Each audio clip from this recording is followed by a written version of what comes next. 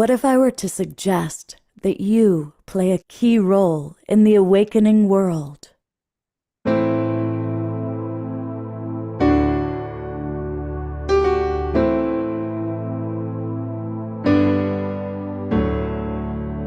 that you are watching this because you have heard the call.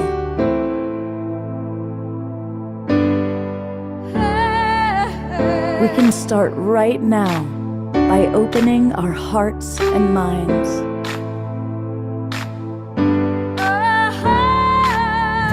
Welcome to the awakening world.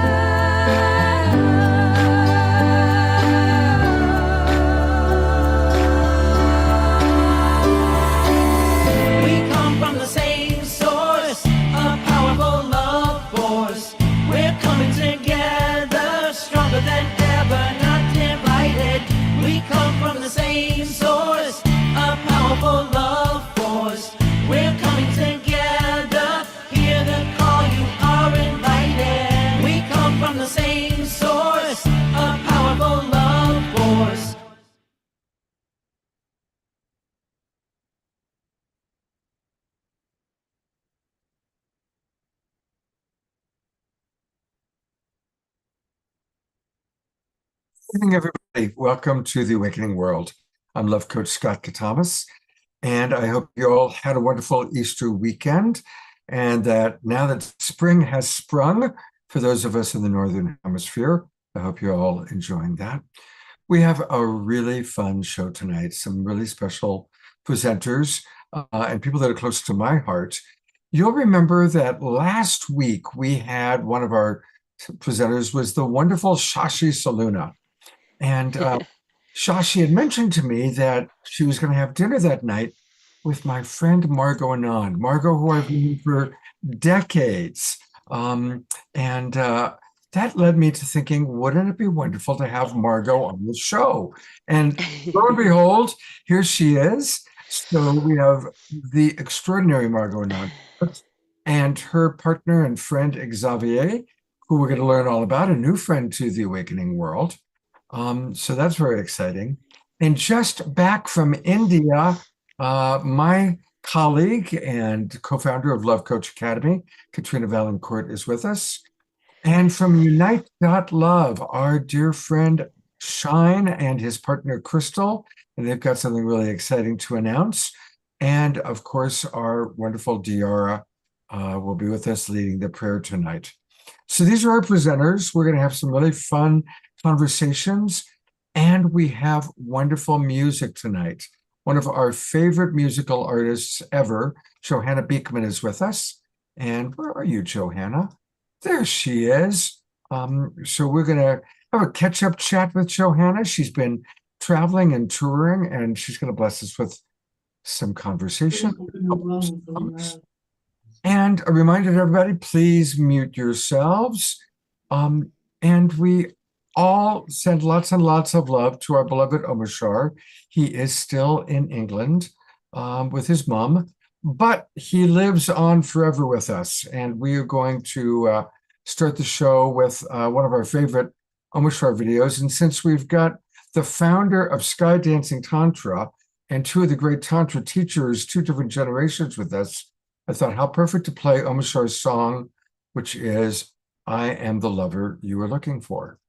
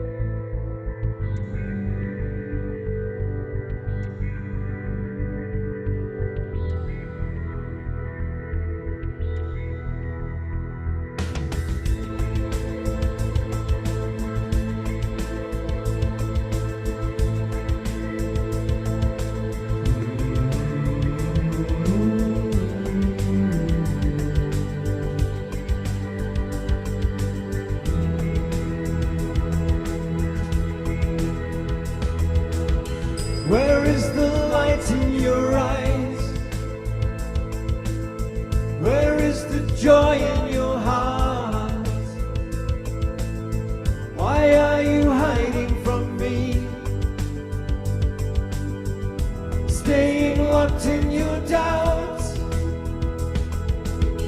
My love is all that there is.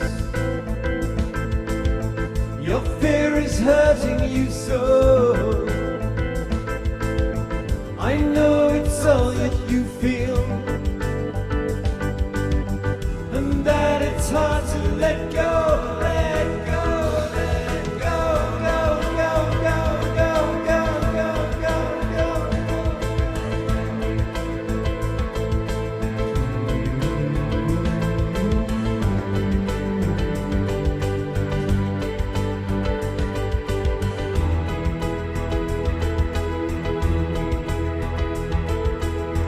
Again, that look in your eye.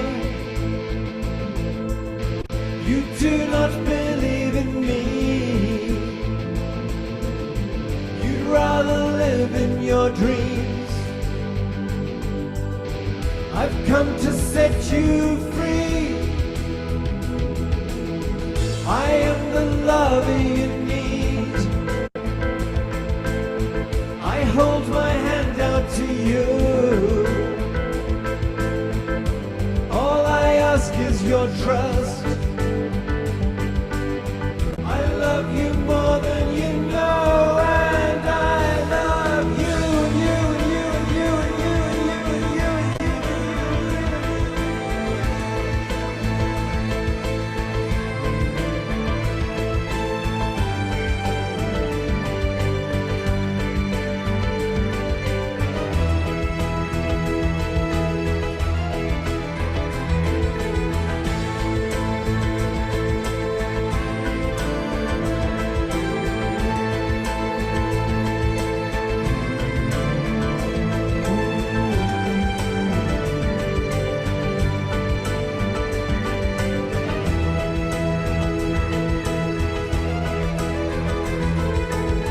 I see you longing for home.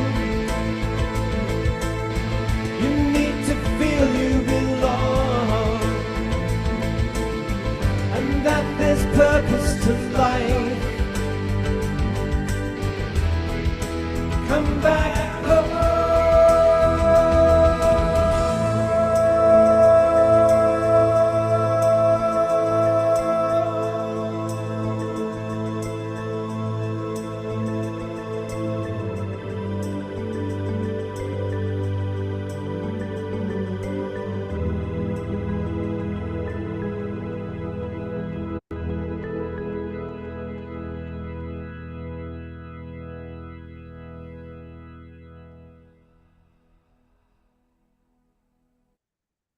And I just take a moment for us all to send love to our beloved Omar Shah in England with his mother who's passing.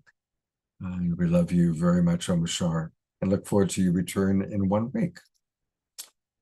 And thank you to our dance team there, Dia, Jerry, Eleanor, Joy, Reverend Jeffrey, doing a wonderful job of moving and grooving.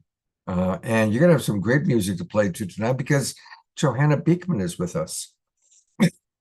Well, you know, one of the things that we've been doing on this show is talking about the different generations. As some of you know, I helped form the New Generations for Leaders of an Awakening World Synergy Group. And we've seen a lot of younger generations carrying on wisdom.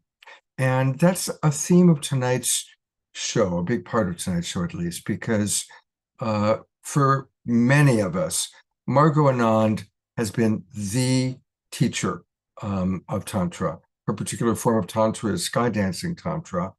But many of us read the book and were blessed to study with her. And my very first Tantra workshop was way back at Ronaldo Brudico's place in 1986 with Margot.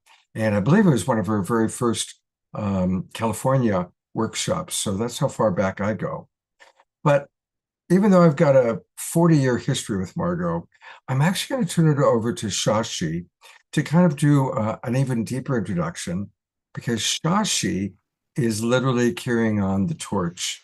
And so it's really exciting to have two generations of great teachers of this wonderful work, Tantra. So take it away, Shashi.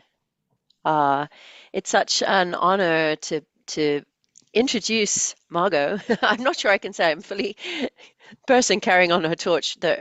Margot's great legacy needs to be carried by many, many, many, and she has thousands of teachers all over the world. But I'm happy to call myself a dear friend of Margot, and we have many great conversations and laughters and fun together, especially here in Bali. And I first met Margot myself here in Bali, of course, doing Tantra. And over the years, we've just shared so much. I interviewed Margot for my movie, Sex to Spirit and Tantra Unveiled. And that hour and a half of interviewing Margot, I felt like I was getting these huge downloads that took me kind of weeks of sizzling and buzzing. So I'm very happy to be releasing my movies later on this year and next year with fabulous interviews of Margot. And since that time, I've built up a big online Tantra platform, Live Tantra. And we have Margot's amazing course on there that you were part of, Scott, I heard. So, like, we're all connected. It's really quite amazing. I think actually, more than being like generations, it's more like we're a tribe, and it takes so many of us to work together to bring this amazing work into the world. It's also nice to see Xavier here, who I was dancing with last night here in Ubud at a big, hot, sweaty, ecstatic dance. So we're all connected and we're all holding this together. We're all part of this same beautiful tribe. What I'm very excited about in this next year is that I'm going to be supporting Margot to bring out her own movie, The Tantra Legend, which is just so beautiful. Again, an amazing transmission. I feel like it's finally time. You talk about like 1986. I only got into Tantra in the late 1990s myself, but I feel like now is the time that the world is calling for Tantra, especially with, Epstein files and grooming gangs and other things that we're seeing. We're really clearly seeing that sexuality, the sexual shadow, needs to be brought into the light, and that's exactly what Tantra does. So it's not just a little luxury for nice retreats. It's actually a very essential part of our human healing and our spiritual development. So I think we have more work than ever to be doing.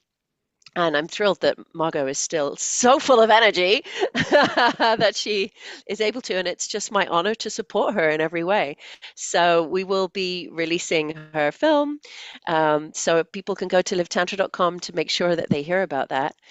And yeah, so what more can I say? How to introduce such an incredible being as Margot? I think everybody here probably already knows her. So yeah. Over to you, Margot.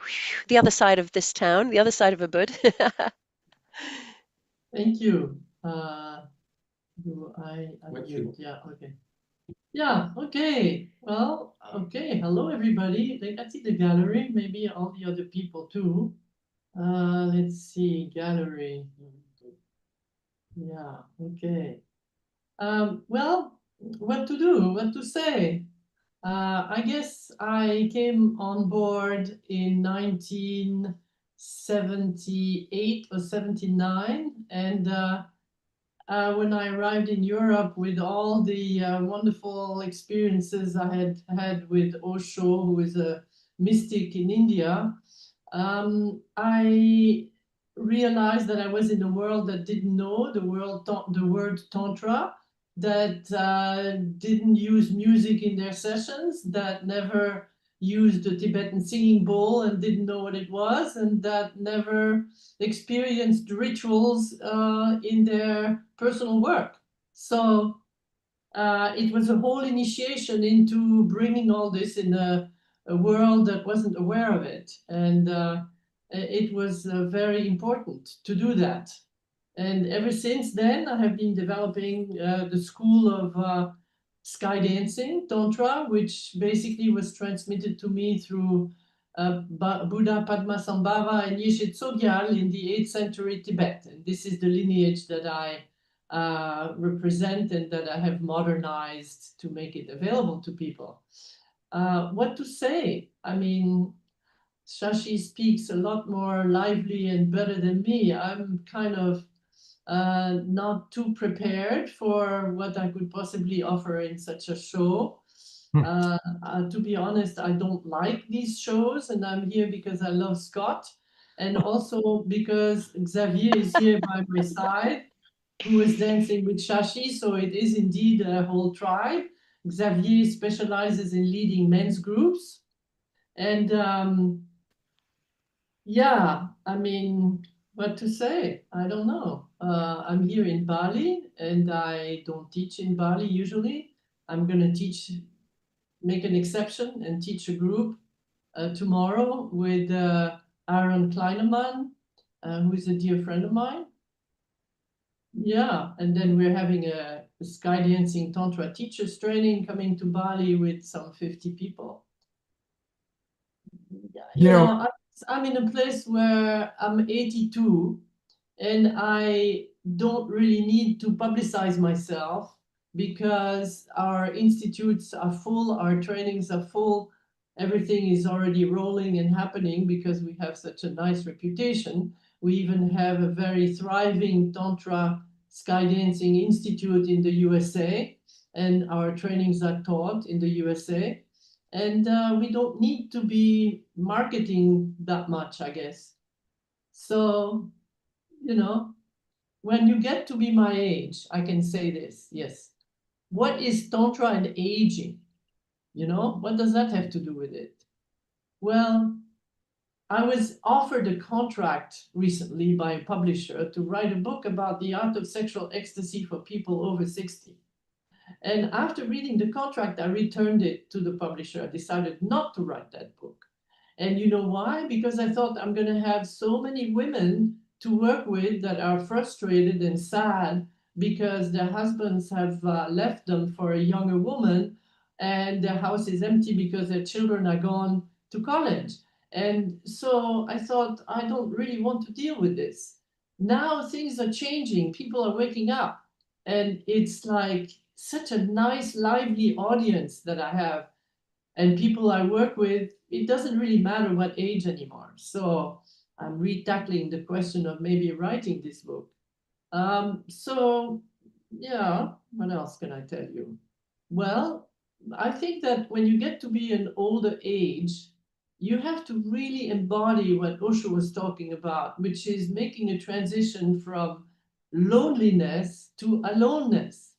And remembering that if you don't work with yourself, be with yourself, you know, and you're not happy with just being on your own, then you are in trouble because when you get to be older, you have to master this one. And so now I am at the place where I like to embody this special koan, which is the art of being desireless at the height of desire. Now, think about that one and see if you can find an answer. How are you desireless at the height of desire? Well, the answer is being so totally present that you don't know what the next second or minute is going to bring, and you're not attached to the outcome. So you're free. And so this is what I'm interested in. And this is leading me to be in retreats and meditation retreats for a month long in the jungles of Bali with no telephone and no computer. And so, you know, this is another reality where you kind of disappear and you're no longer in the reality of, you know, being considered a master depending on how popular you are with the clicks that you're getting on your marketing page, you know, which is a complete misrepresentation of what being a real teacher is all about. It's not the popularity of your good marketing. It's the depth that you bring from a felt experience that goes a long way back. And, you know, in the ancient tantric scriptures, it was said that the one who is enabled to be a real tantra teacher is the one who has received a transmission to teach from an enlightened being, the one who has written something that contributes an original perspective to the culture that they live in, and the one whose tree has borne many, many fruits, meaning that has been able to help many, many people. So in our case, we fit the bill, and we've worked with about 40 to 50,000 people over the last 35 years with the many institutes that we have. And I'm happy. That's enough for me, you know. And once in a while I show up and I teach. Yeah, I'm going to teach a group called The Seven Secrets of Love in Germany and many other such. But what can I say? You know, yeah, maybe I say, read that book, Love, Sex, and Awakening. And Margot, now I want to pass it on to Xavier. we are going to go to Xavier in just one moment, but I want to say, Margot, thank you for being on the show. And I know you don't need to promote anything, but you have been a gem in my life. We have 40 years of history, a lot of different ways that we've danced together. And I just want for my audience to get a chance to connect with you. And you're right, it's a beautiful, beautiful community. And so it's so wonderful having Shashi on. And then ironically, my teaching partner and co-founder of Love Coach Academy, it turns out that she and Shashi have a wonderful relationship. And there really is this wonderful way that we all dance, we all sky dance together. Yes. You know, and it's very, very beautiful. So we're going to go to Xavier in one moment, but I do want to let people know where they can find your books and learn all about you, because some of the people in our audience have known you for 20, 30, 40 years, and some are brand new to who you are. So if you go to her name, margotanand.com, Margot is spelled M-A-R-G-O-T, anand.com, and you can learn all about her. And there are some of her books. And these books are the Bible of Tantra for so many. It really has been like the main book on how to understand sexual ecstasy and sexual magic. And the book she just showed us, Love, Sex, and Awakening. So you can find her books on margotanand.com.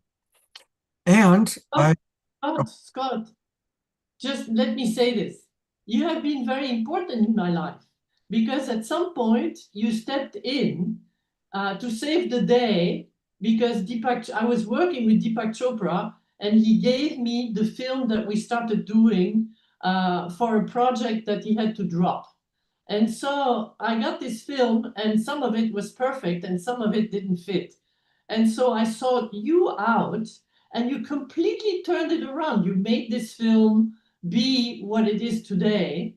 And it was thanks to your guidance that, you know, it became the beautiful film, which is now shown at Shashi Soluna's Live Tantra Institute. So thank you for that. Part of the tribe. That was really, really fun working on that project with you and bringing in some amazing people to work on it. And I really enjoyed it. That was a fun chapter in my life working with you, Margot. And isn't it wonderful that we can create something? And I think we created that around 2005, maybe. And here it is 20 years later, still touching people's lives. So I love that. Yeah. And people really love it. You know, we just changed it from a film into an online course format. And, you know, I love that Margot is like, I don't need marketing, but it's actually not about marketing, but bringing the work to people who want it and need it and are healed by it and are transformed by it. So that's it. That's all it is making available the medicine to the people who want it and need it and can be healed by it. And it's just bringing that together.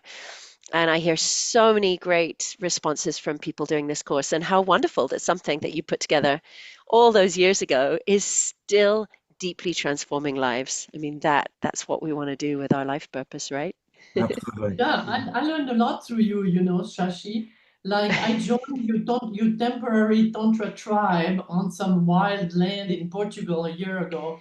And all the people that were in their 30s, 20s, 40s, late, you know, I was much older, but it didn't really make a difference. But at some point they said, oh, Margot is here. We need to do our website. Margot, we need your wisdom. And I was getting ready to give them a lecture. And I said, okay, how much time do I have? And they said, you have 2 minutes. Now, this was a new one for me.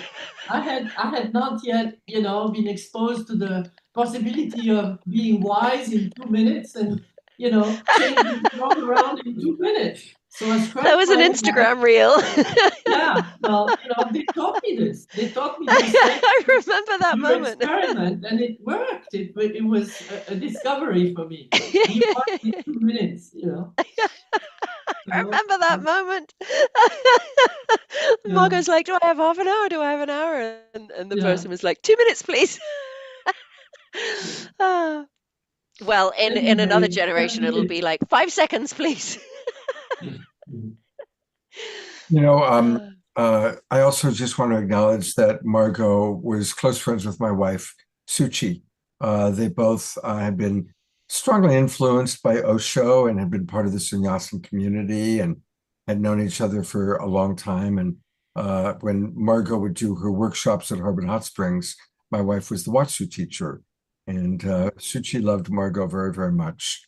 So that's also an important part of our history together. Yeah. Yeah, true. Well, Okay, let's all go right, into now we practice get to- for a minute. Yeah, Xavier, yes, Xavier, welcome to the Awakening World. I met him in Byron Bay about 10 years ago. We were at a festival teaching together. But Xavier, share with our audience who you are and the wonderful work you're doing in the world. Wow, thank you, Scott. Yes, I believe we are in a state, the world is now in a state where it's my duty to do something and provide an alternative to the toxic information and education that is destroying the planet. So many, I grew up in a very beautiful environment, and I feel that I was very, very lucky.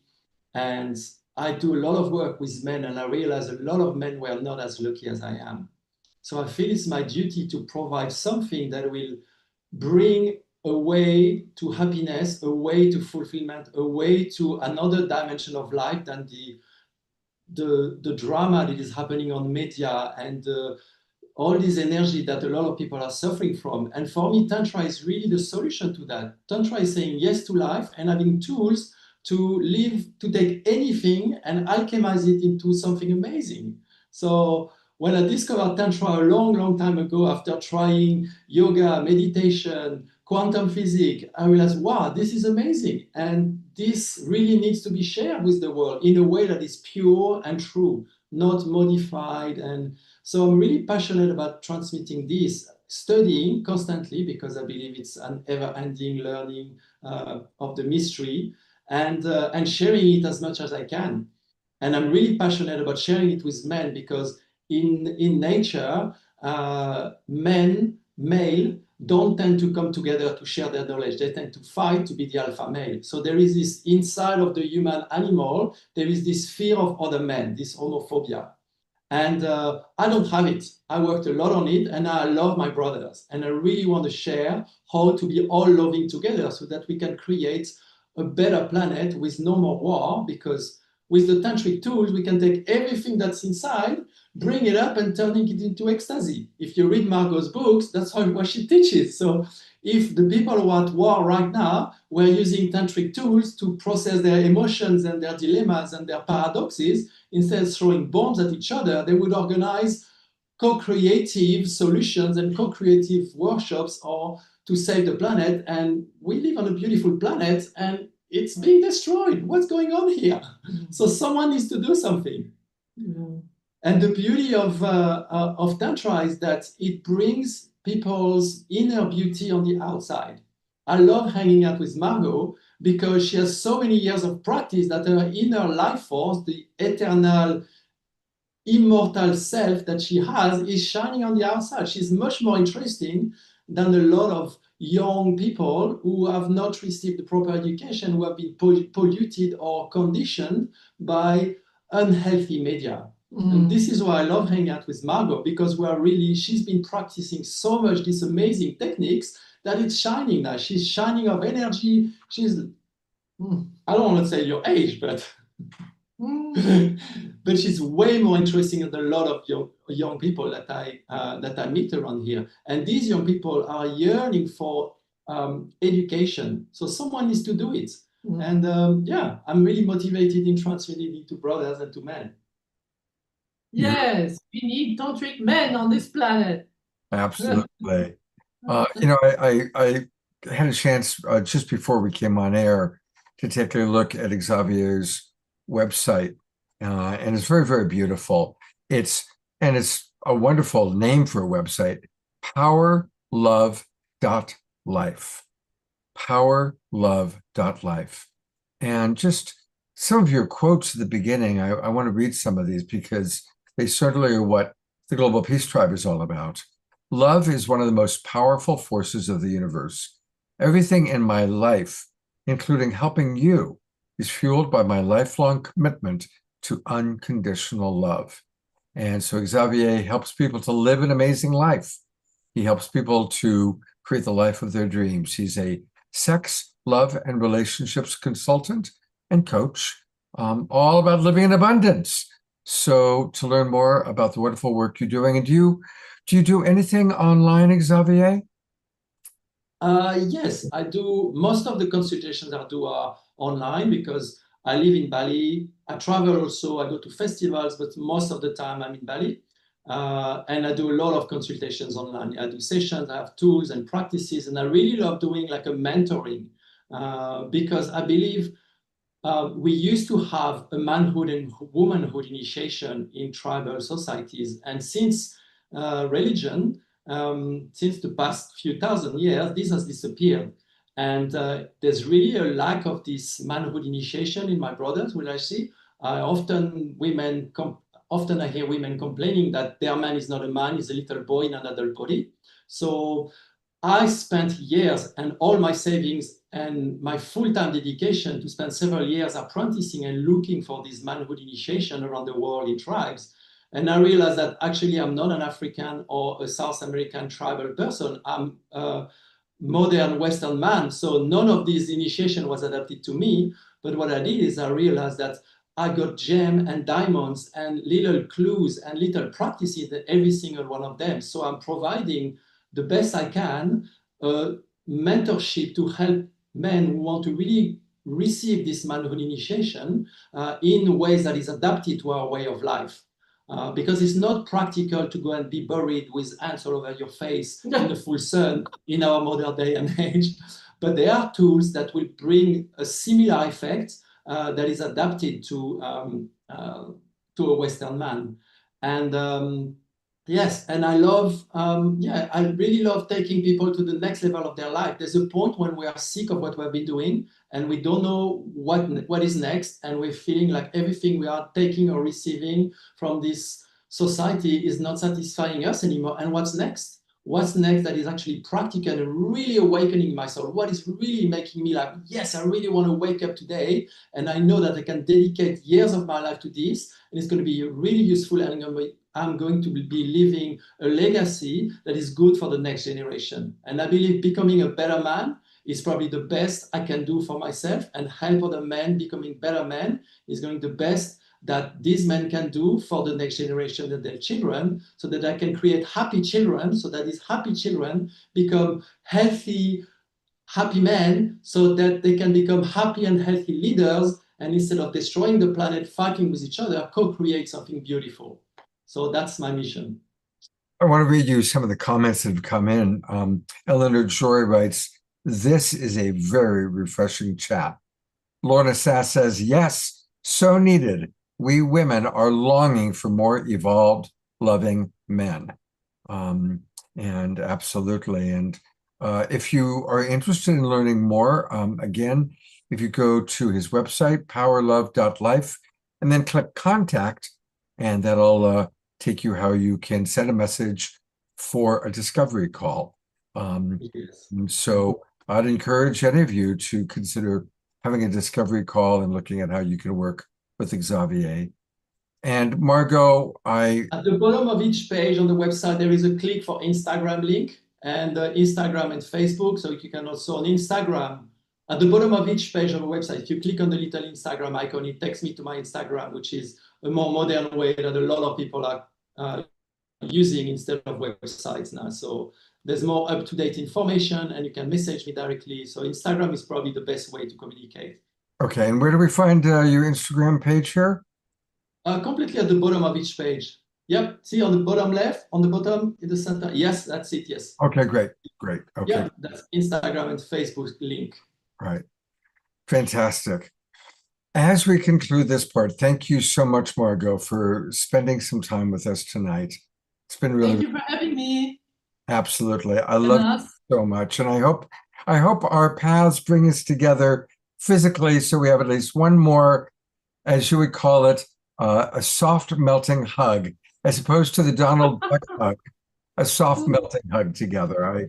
I hope that we can have that experience one more time in this You lifetime. have to come to Bali, Scott. You're very welcome here. We're all here waiting for you. It seems like I've got a couple of new clients in Bali, and Yeah, you're welcome. I have a guest room in my house for you. right, I might take you up on that. Yeah. And Not only hugs, we have cuddle parties here, so come. now that sounds good. I also want to remind everybody that you can find all things Shashi at her name, Shashi Solluna. That's SHASHI SOLLUNA, ShashiSolluna.com. And Sashi, it's been wonderful having you on 2 weeks in a row. And thank you very much. She had a big event happening. Did they fix the transformers? Did it blow out? We were doing yoga and this really loud explosion was happening. It went on and on. And we realized it was the electricity pylon right outside our house. The whole thing exploded. There were fireworks. And yeah, there's still people working on it now. But we went to a co-working space yesterday. So all my devices are charged up, running on my data. We're getting through it. Well, thank Life you. carries on in Bali. Great. So thanks for being with us.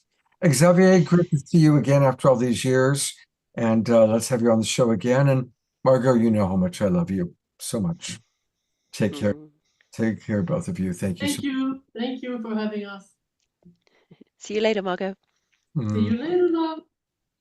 Well, I guess we all have to go to Bali. We'll just have to have a Global Peace Tribe retreat in Bali and all and practice Tantra with both Shashi and, if we're really lucky, Margot and Xavier. Well, our next guest is somebody that many of you who are old timers know well. She was one of the most important and consistent musical artists going all the way back to Saturday Night Alive for the Global Peace Tribe. She's been on the show many, many times, but we haven't seen her for a little while. She's been traveling, touring, and I am so grateful she's back. And of course, I am talking about Johanna Beekman. And welcome back, Johanna. You look fabulous. And tell us what you've been up to. I have been recording and traveling. I just got back from the Festival of Colors USA at Spanish Fork, Utah. There were 22,000 people. I like to think of this festival, I used to tour with the whole festival from 2015 to 2020, and we'd just go all over the West Coast and do these holy high celebrations for spring, starting with this temple in Spanish Fork, Utah, where I would take a running start and body surf and sing Hallelujah Govinda with half Krishnas and half Mormons, and I'm like bridging the gap, right? So I did a little family reunion out there this year, and it was 22,000 people. It was epic, and actually I just got word last night that Charu Baba, who founded that, passed away this week. So wow. Oh, it wow. was really good to be there, and I'm also in a tender space, so this is a good place for all of us to call in, like, who it is that we are, ushering over. I also went through a transition with my dog recently that, remember everybody probably remembers little Coco, so she crossed the Rainbow Bridge, and so I've been taking little hashtag Coco Across America all the way across the world this year. So she's got a little satchel, and she travels at my heart. And I get to sing my prayer songs all over and bring her medicine with me. So it's a really beautiful transition and also a tender time that I'm pouring into a lot of new music. So That's always the blessing with these things is, you know, we've got these practices, we've got our outlets, whatever they are, and that we get to lean in. I love what Margot was saying about later in life, and what do you have with when you're alone, you know? What are we cultivating in our alone time? Are we going into the darkness and forgetting that we can make light out of that darkness, you know? And letting it be a muse in a way is what I like to think of these transitions and tender times as, a muse towards the next chapter of light. You know, how can we take these practices and really dive into a place of universal awareness and help each other and inspire each other. So anyway, that's my Cliff's Notes of the last few years. It's been a lot of different things. I was grounded for a minute, actually, in this little cottage, and now I'm just kind of traveling the world. So let's go to Bali. I'm into it. I was just lost in Maui for a month and like played at a festival and got kidnapped to a mansion by the sea and stayed there for 3 weeks. I don't know. The universe is taking me for a ride. So let's go, everybody. Let's pack up and do a little retreat and do some tantra, cuddle parties, and kirtan, and cacao ceremonies, and all the things. You know, we've just got a lot of nectar in these communities. And I love how you've been talking about the multi-generational thing. One of the reasons I'm grounded in Oregon is my dad, I think he's played here on the show a couple of times. George Beekman is just 4 minutes away, and he's really amazing still. And we've been playing music since I was a teenager, and multi-generational rock band when I was in high school, and you know, world beat fusion bands, and just I've always loved Scott. Like, we have a lot of shared friends. It turns out we've been on this online thing for a minute, but I am staying at your friend in Topanga's house all the time, that you used to stay at her house back in Kathleen the 70s. Gildred, our beloved You know, Kathleen Gildred. I just came Absolutely. from her house again, and you know, all of these webs end up kind of weaving us back to each other, whatever generation we are, if we're open, is what I'm learning over the course of my life. So thank you, Margot, for your wisdom, and I think it's really powerful to look into this mycelium that we are as humanity. And you know, as we talk about passages, have you noticed so many people are passing right now? Oh yeah, that was just the tip of the iceberg. Yeah, I don't know if you knew. Do you know Jairo Wilches here in Marin? Jairo just passed on Good Friday, Oh. and he was young. He was, I'm guessing, late 50s, and he just passed suddenly. And you know, a lot of people leaving their bodies. Here in Global Peace Tribe, we've had some passages recently, and so Yeah. it's really important to just enjoy life to the fullest. Absolutely. Yeah. Yeah, I didn't think anything would stop me from touring, and then there was a worldwide pandemic, and my dog got sick, and my first big tour after the pandemic, and so yeah, I think it's good to spend these times when we do have time to really honor all of those who have come before that have illuminated this path and will continue to illuminate. You know, every person that passes that's close to me, I feel like, oh, I miss them, and also how am I somehow up-leveled by their spirit after they left? Yeah. You know, we learn. So yeah. Yeah, and certainly you never know how you've touched a person's heart. You know, when Margot passes and she has her panoramic life review, she'll get to see the thousands of people who experienced greater love, greater intimacy through studying Tantra. When you pass, Johanna, you're going to see all the people who were touched listening to your albums. Yeah. You know, the woman you never knew who was having a really hard night, and your music kept her inspired, you know. Yeah. And that is the wonderful thing about creating art through music and books and CDs and records and shows like this, because they do live on in a certain wonderful way. Yeah, absolutely. It's really powerful, the legacy that we create. And Scott, you've been doing this for how many years? You have quite a legacy now. We just celebrated 6 years on Saturday. Yeah. That was, yeah. and your friend Larissa Stowe was on our show Saturday night. Yeah, and she saw that you were going to be on tonight. We were chatting today. Oh, good. Yeah. Yeah, I guess I haven't talked to her for a while, but I stayed out there at the new ranch in It's Arizona. beautiful, isn't it? Yeah, it's gorgeous. Yeah, I'm on my way to Sedona Yoga Festival again this year, and I always pop in, so I'll have to give her a call. Yeah, I'm hoping to do a Global Peace Tribe retreat at Shiloh. That's the name of her property. And she's Yeah. an amazing job.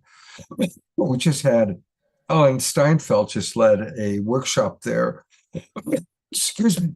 And people went out and they watched UFOs and had an amazing experience out there. Amazing. Yeah, it's quite magical in Cottonwood. Well, speaking of magic, would you be willing to bless us with maybe a new musical tune? I know you've written some new songs. Yeah, so I've been writing a lot in English. A lot of y'all know some of my vibrational language music, and this is a newer song called Grow that I just am, it's not even released, y'all, so it's coming out really soon, and I'm really excited to share it. Just a moment.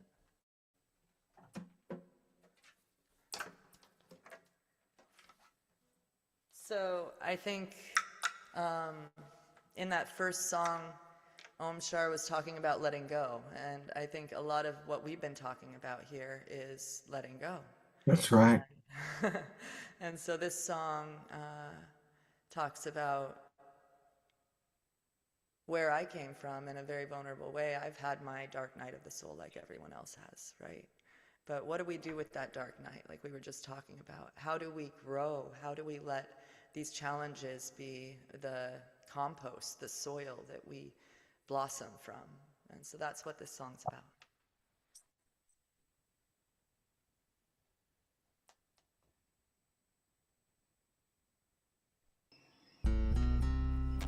We all grow.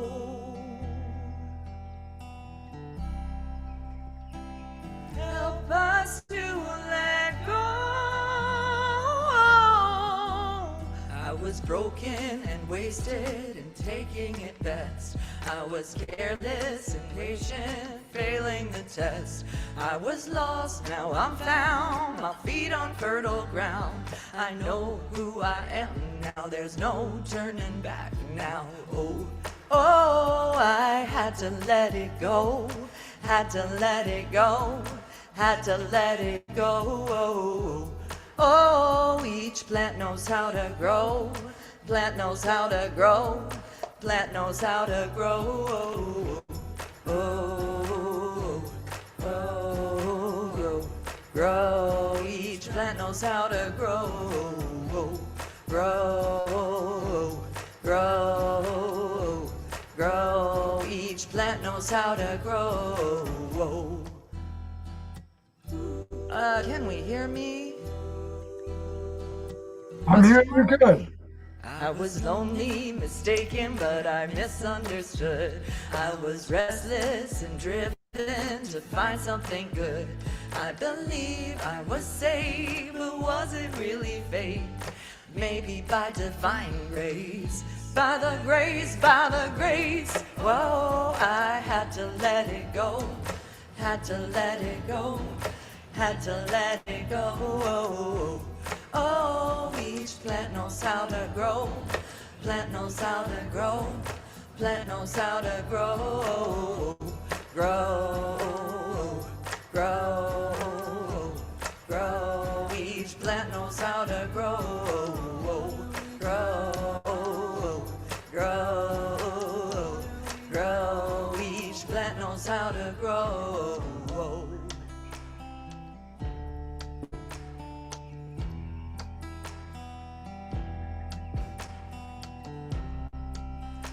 Ooh, we've dug deep to find. Ooh, this is a love that lasts beyond time. Ooh, every sip of nectar is divine when love grows from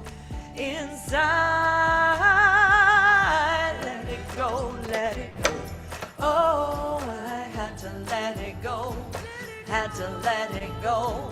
Had to let it go. Each plant knows how to grow. Plant knows how to grow. Plant knows how to grow. Oh, oh, each plant knows how to. What do we do? Grow, grow. Yes, we all know each plant knows how to grow. Woo! Let's go to Gallery View and give some twinkles and some love. That's a great new song. And it's got like different rhythms to it. It almost has country western lyrics in a way. Yeah. That's It's a amazing. vibe. You That's a got new our people- producer I've been working with named Luke Rain. He's in the ecstatic dance community DJ vibe, so I'm still working with the same producer. I've got a gospel song coming out, but like I'm liking these groovy songs a little more, so. Yeah, beautiful, beautiful. It's so Thank good to you. have you back with us, Johanna. It's And really good to she's be going to back. be back in a little bit with one more song. So you look great. You are one of my favorites. Love you so much. I love you guys too. I'll see you in a little bit.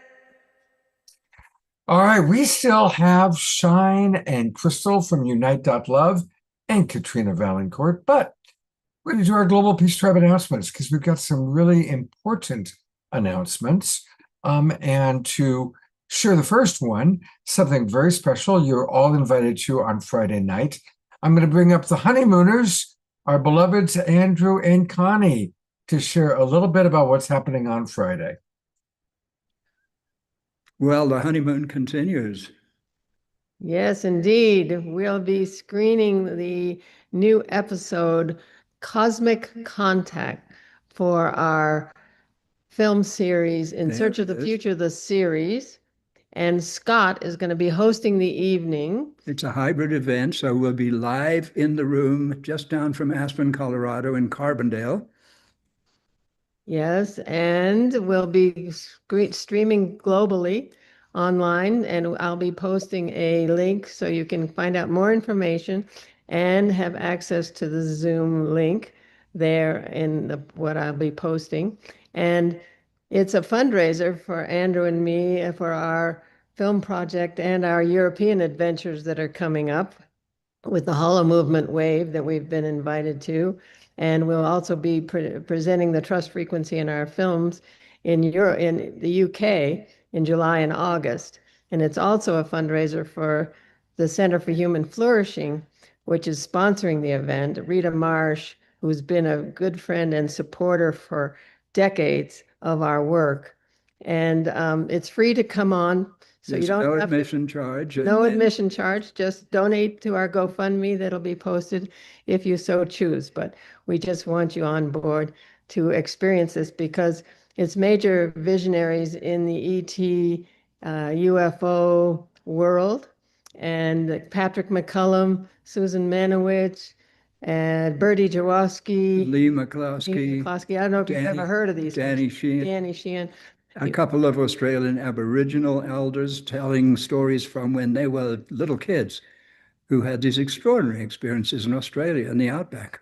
And I am Sophia, who is a starseed alien hybrid. She Hybrid. brings it forth in her music. So it's going to be a lot of fun. And you'll meet some very interesting people who are really guiding us on how we shift our frequencies so that we communicate and connect with our cosmic family. Yeah, so it's going to be fun. And then we go to Sedona, Arizona and do the same thing again on the 15th. Well, we're not sure of the dates, But but it's coming right screening a up. couple of times in That's me. Sedona. We'll talk about that once you have those details. But right now, Yeah. let's focus on Friday night.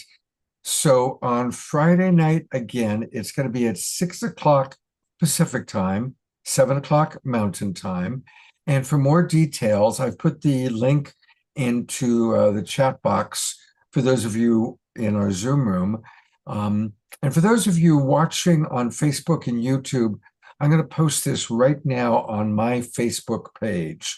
So if you go to Scott DeThomas, and I'll also send it over to Love Coach Academy, because that's where most of you are watching, you can get the details. Again, It's free of charge. Now, we are hoping people will make donations to their GoFundMe, but please do join Connie and Andrew and myself and an amazing group of people. I really want you to understand, live joining us are many people, including Patrick McCullum. And Patrick just got back from an incredible journey all the way down to Colombia, where he met with the Kogi people, and they shared kind of an update on the prophecy. So it's going to be really important to hear what Patrick has to say. And they've lined up just a great group of guests. So come join us Friday night, 6 o'clock Pacific time. It's going to be the way to spend Friday night. And I'm looking forward to sharing a beautiful 2.5 hours with both of you. Thank you, Yes, Scott. thank you, Scott. This You're is going such to a be a blessing blast. to us all. There's also some very cute aliens who you'll meet.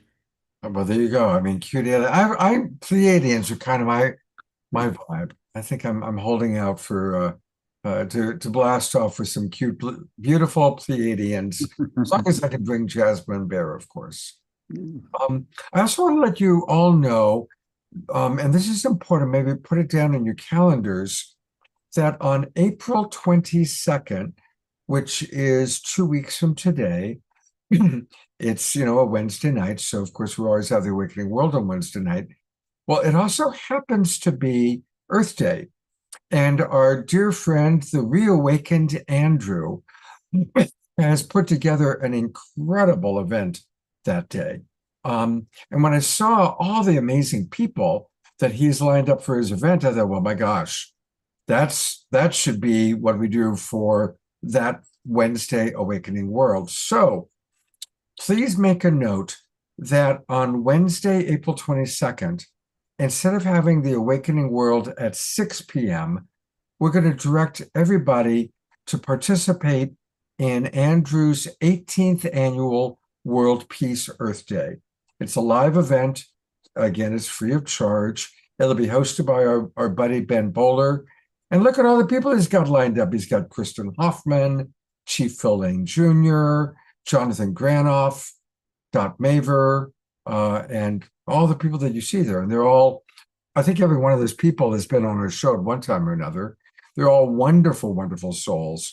So great job, Andrew, in putting this together. And everybody, just make a note that on Wednesday, the 22nd, we'll be gathering at 4 p.m. instead of 6 p.m. and we'll be going into their Zoom room. I'll, of course, send out the link to all this and the information in emails to all of our subscribers. But I just wanted to let you guys know that now. So when you're making your plans, make your plans to be 2 hours earlier on Wednesday, April 22nd. All right. Those were the two announcements, so I wanted to make sure that I got those in today because they're both really important. We are now going to introduce our friends Shine and Crystal from Unite.love. And let me bring them up and tell you a little bit about them. They were on the show once before. We did a show with Eden Amadora and Shine and Crystal maybe 2 years ago, 3 years ago. Anyway, they are the co-founders of Unite, a global wellness platform, driven by profound personal losses that exposed gaps in traditional healthcare systems. Shine and Crystal have spent the last 10 years building a beautiful ecosystem with events and technology, including a new personalized AI wellness portal called Uni. They just finished this. And so we're kind of previewing it and premiering it here. And this wellness portal, Uni, instantly connects people with wellness therapies and practitioners. I'm going to put the information into the chat box, and I want to just welcome both of you. You've become dear friends. Some of you met them they came to my 70th birthday party in the Bay Area. So you got a chance to meet some of our Global Peace Drivers then. And welcome and thank you. I mean, any website called unite.love is, that's my kind of, so welcome, and please tell us about what you guys have created. Well, thank you so much for having us. Yeah, first, thank you so much for holding this space. And if anyone doesn't know Scott personally and knows and seen how he is in person, he is just as welcoming and creating community everywhere he goes. He's hosting dinners and inviting us here. He's and sending us good morning texts. He's like the loveliest person. So bless you, Scott. We all love you so much. He's just taller in real life. You can't tell from when you only, get a little thumbnail of him. It was nice to meet you in real life for real. It's so funny when we have, build these relationships online and then we get to meet in real life. So we did that for the first time, at your birthday in December there. So yeah, it was lovely. Mm-hmm.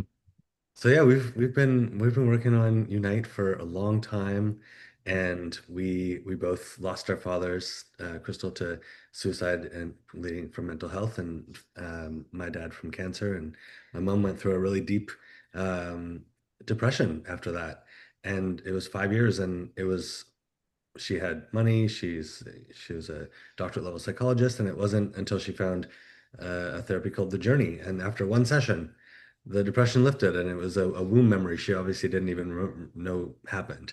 And that really opened my eyes to the gaps in the mainstream systems and how many people are struggling or suffering with things that there are solutions for, but there's no way to find it. And so out of this idea came this, we've been piecing it together over many years now. Even before the iPhone, I had this vision of like a 1-800 number you could call and it could connect you with a coach or something in the moment. And it's funny, all these years later, we've just launched this new platform. If you go to uni.unite.love, it's a cute little AI unicorn platform, and it'll actually guide you in some breath work or meditation or whatever. It's trained in a few different modalities, and it can connect you with a practitioner, and you can tell it what's going on, and it can connect you with, say, an astrologer or a life coach or a therapist or a somatic practitioner, whatever you're looking for. And it can actually text them or email them and see if they're available right now. And then you just click a link and you're on a Zoom call together. And it's just a fun little experiment we're trying to see if this is something that people will love and will be helpful in kind of getting the momentum going. Yeah, thank you for sharing that. We're so excited about Uni, and it really feels like it's kind of the bridge piece we've been looking for. So with Unite, what we've been doing a lot of is trying to kind of create that bridge. Someone was speaking earlier about, I think Joanne was saying about bridging the different communities in the concert. And yeah, really, how can we bridge worlds? We feel like there's so much it's easy to get into separation, even in the spiritual world. Oh, you're the yoga community, you're the meditation community, you're the tantra community. And how can we bridge those worlds and just really realize that we're all the same at heart? We all just, want good for the planet, and we want to really uplift each other. So that's why we called our company Unite. And what we really found at our events, we would always have musicians, artists, healers, different modalities, different vendors. And we found the number one thing that, especially for the healers, was how to get their work out there. And they would have to become marketers and promoters and trying to teach people what is Reiki and really getting it out there.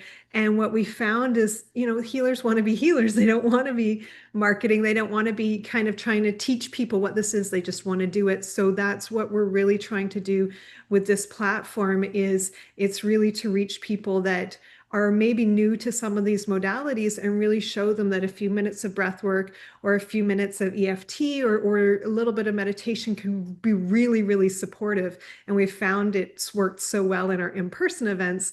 And that's why we're so excited now with the AI technology, where we can actually, quickly develop a really fun, interactive little platform to really support people in that first kind of experience of just really, getting to see what it feels like, just to have a little bit of support from starting with a, AI robot, and then gently guiding people towards all our wonderful practitioners to, sign up for first free sessions, and then, of course, paid sessions to support the healers and practitioners, hopefully having to do way, way less marketing. We really want to make Unite to be what Airbnb has done so well. You have a place, you want a place, connect, right? They don't have to, people aren't pushing their Airbnb listings. You just put it on Airbnb and people find it.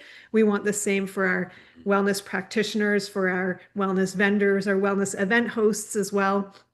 You put your event, your product, your service on Unite, and we're going to use Uni AI events, other offerings to bring people into the community so that all our service providers just get to do what they love and bring more of that wonderful light and offerings to the world. So that's what we're all about. You know, I have an idea, and we did not discuss this, but what would it be like for us to see if a volunteer from the audience wants to go in and use your new platform? Could we try that? Of course, of course. Yeah. How would we do a screen share, or would just get someone to just open Well, it? yeah, what I can do is I can screen share, right? So if there's somebody in the audience, something going on that they'd like to get some support for, please raise your hand. Right off the bat. All right.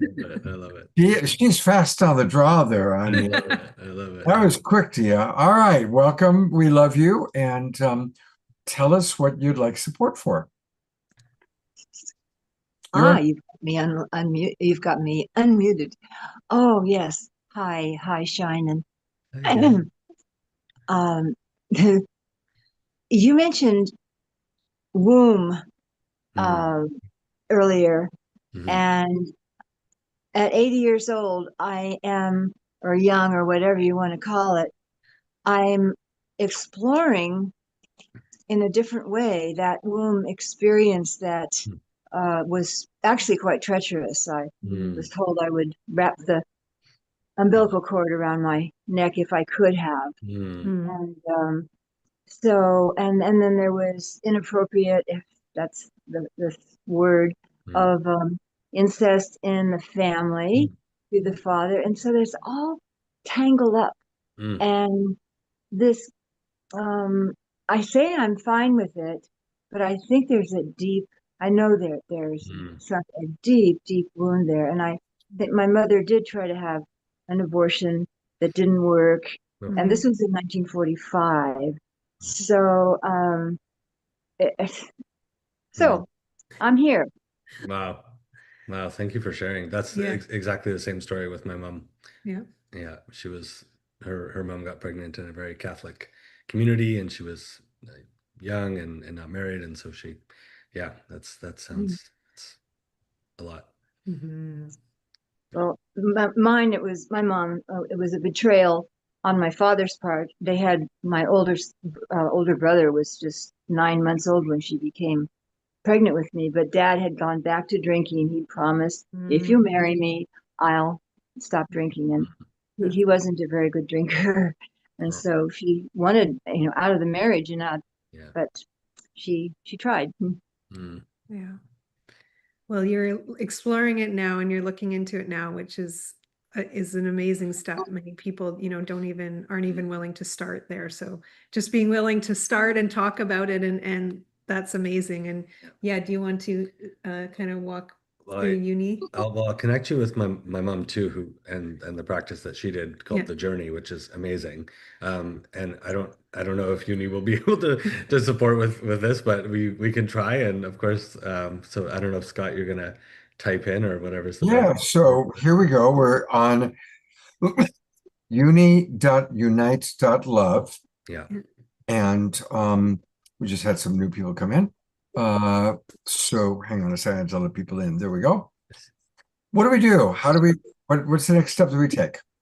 Well, whatever you want. You could just start typing. So looking for support for how would you describe it to Dia? Support for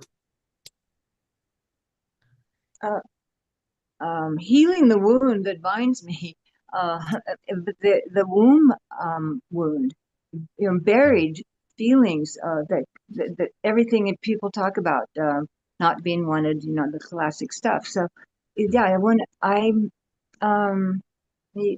okay, so I clicked support for healing the wound, and it immediately responded, and it said womb wound is real. That's stored trauma, grief, disconnection from your body, sometimes ancestral stuff too. Not something a quick technique fixes, but we can start somehow. What's coming up for you right now around this? So it's a question. What's coming up for you around this right now, Dia? At the moment, which was something I disclosed earlier last year on our program here, Scott, was the abortions, the absolute.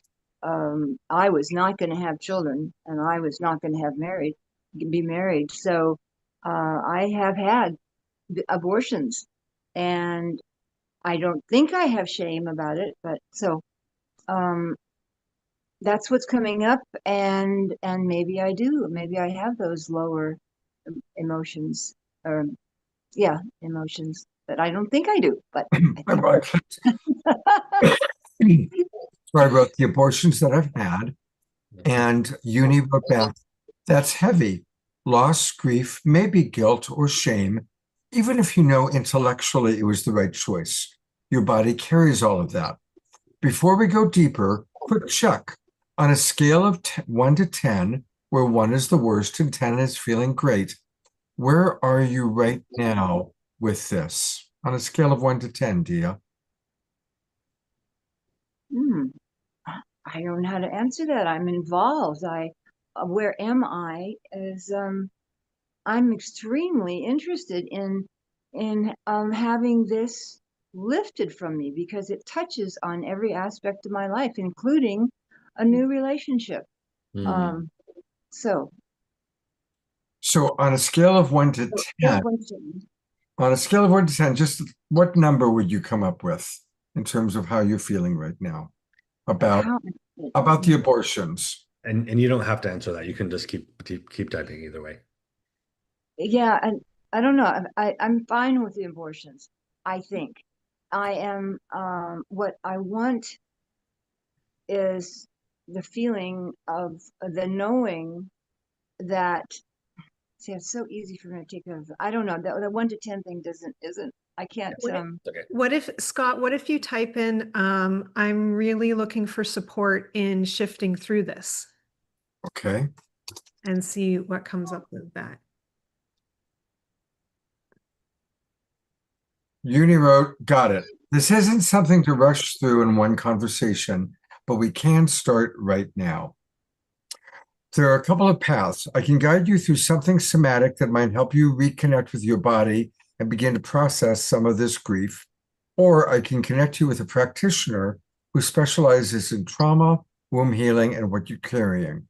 Probably both would serve you, actually. What feels right? Do you want to try something together now? Or would you rather start by talking to someone who does this work deeper? Well, if it's interesting to all our Global Peace Tribers, I would do something now. Right. Let's give it a go and see what happens.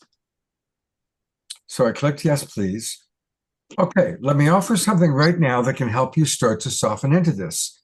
Before we begin, where would you put yourself right now on a 1 to 10 scale? 1 is the worst and 10 is feeling great. So right now, just where do you put yourself on that scale? Well, I'm feeling great right now. So it's a 10. But okay. As far as the subject that we're exploring, and do you want me to give your name and email address so Uni can follow up with you? We don't Sure. We don't need to give that publicly. I don't know if you want that on the. Oh, I don't. Yes, I do. It's fine. Dia, what's your email address? It's my name, Dia Therese. Is there an H in there? No. Teresa Collins and I are without H's. It's DIATERESE at Yahoo. Okay. Uni now will remember you. Okay. That's interesting. So you're feeling okay right now, but the wound and the grief from your abortions are something you want to process and move through over time. That makes sense. So this isn't about a crisis. It's about deep healing work. Do you want me to guide you through a practice that can help you reconnect with your womb space and begin to create safety there? It's gentle, somatic, and takes about 10 to 15 minutes.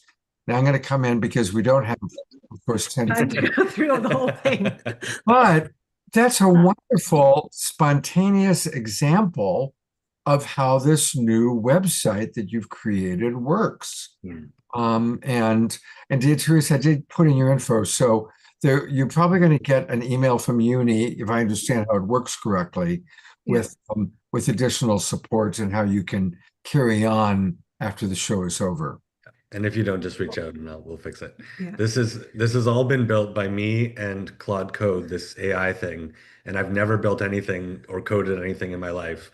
And it's remarkable, these new tools. Yeah, it takes a lot of training. So even to get it to sound not ridiculous or sound condescending or sound, it just all these little, there's so many nuances that actually go into it. So it's really fun to see that it's actually what we really want is something to really be able to support.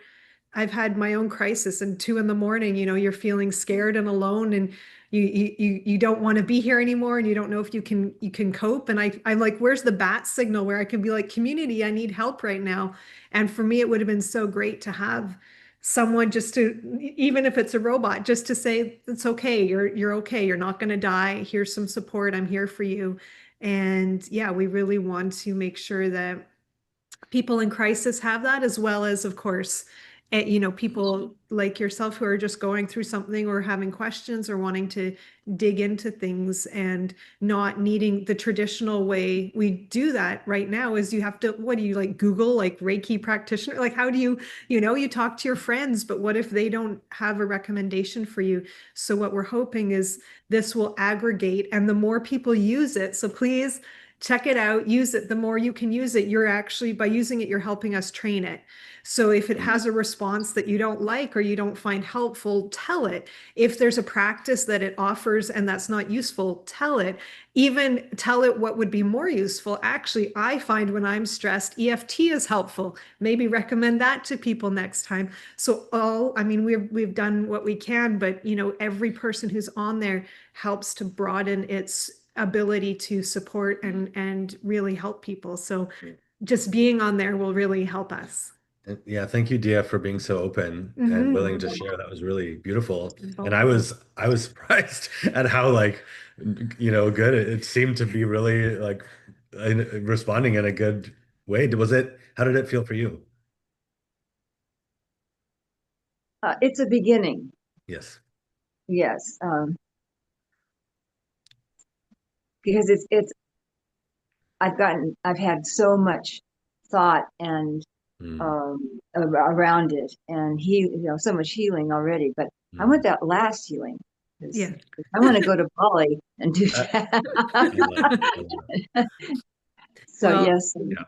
And I really believe that, like for Shine's mom, she tried everything. She tried all these different modalities, and it took finding one that, and not to say that the journey work is the one, but it took finding one that was the right one at the right time. And we really feel like the more we can support people easily finding different practitioners, different modalities, hopefully there will be for you as well, the one that will really help unlock that peace and kind of really feel like you can kind of release all this and go to Bali and celebrate and have your beautiful relationships.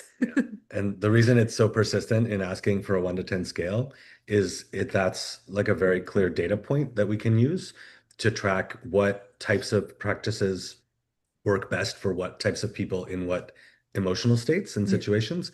And so that is all going to go into training, and it'll learn, if someone is in deep sadness, these techniques are most helpful. If someone is feeling just mildly annoyed, maybe try this, and it's going to get really, really good, as well as getting the feedback after practitioner sessions.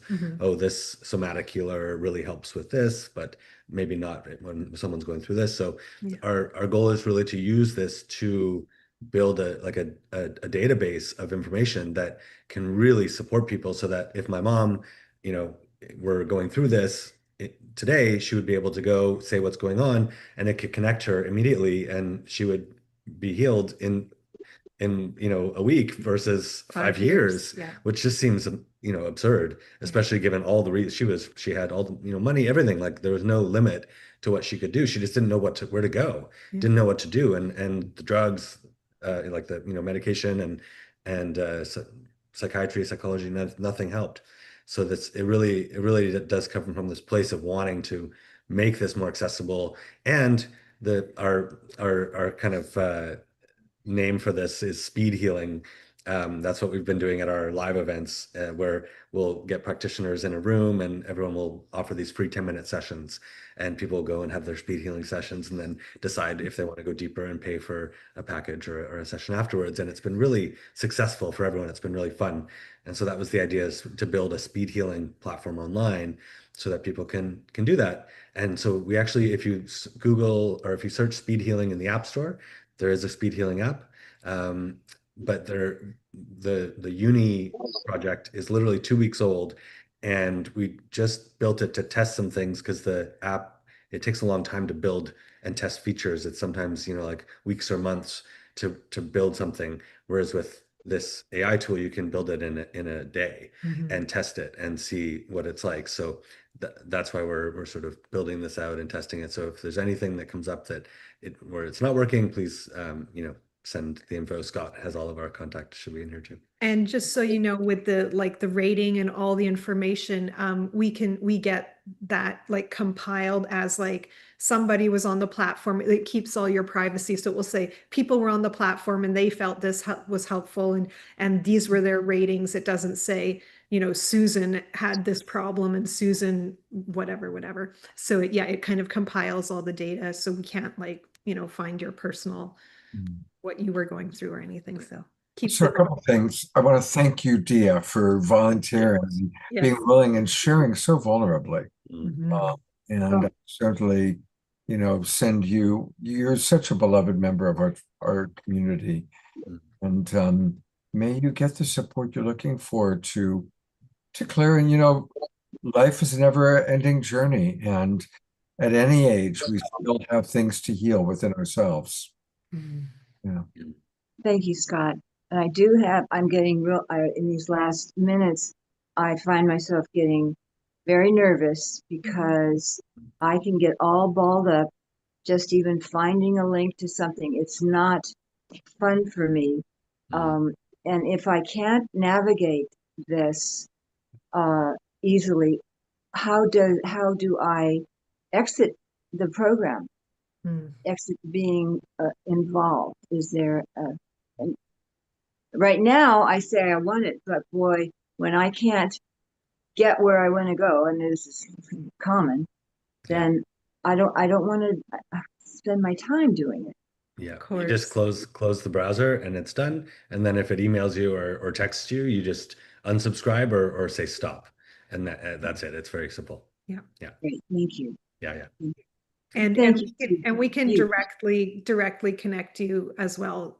If you want, you can give your phone number to Scott. Scott can give it to us, and we can text you Shine's mom's contact, and you don't have to do any platforms. So if you want just we'll cut out the middle Uni and just give you the straight connection if you want.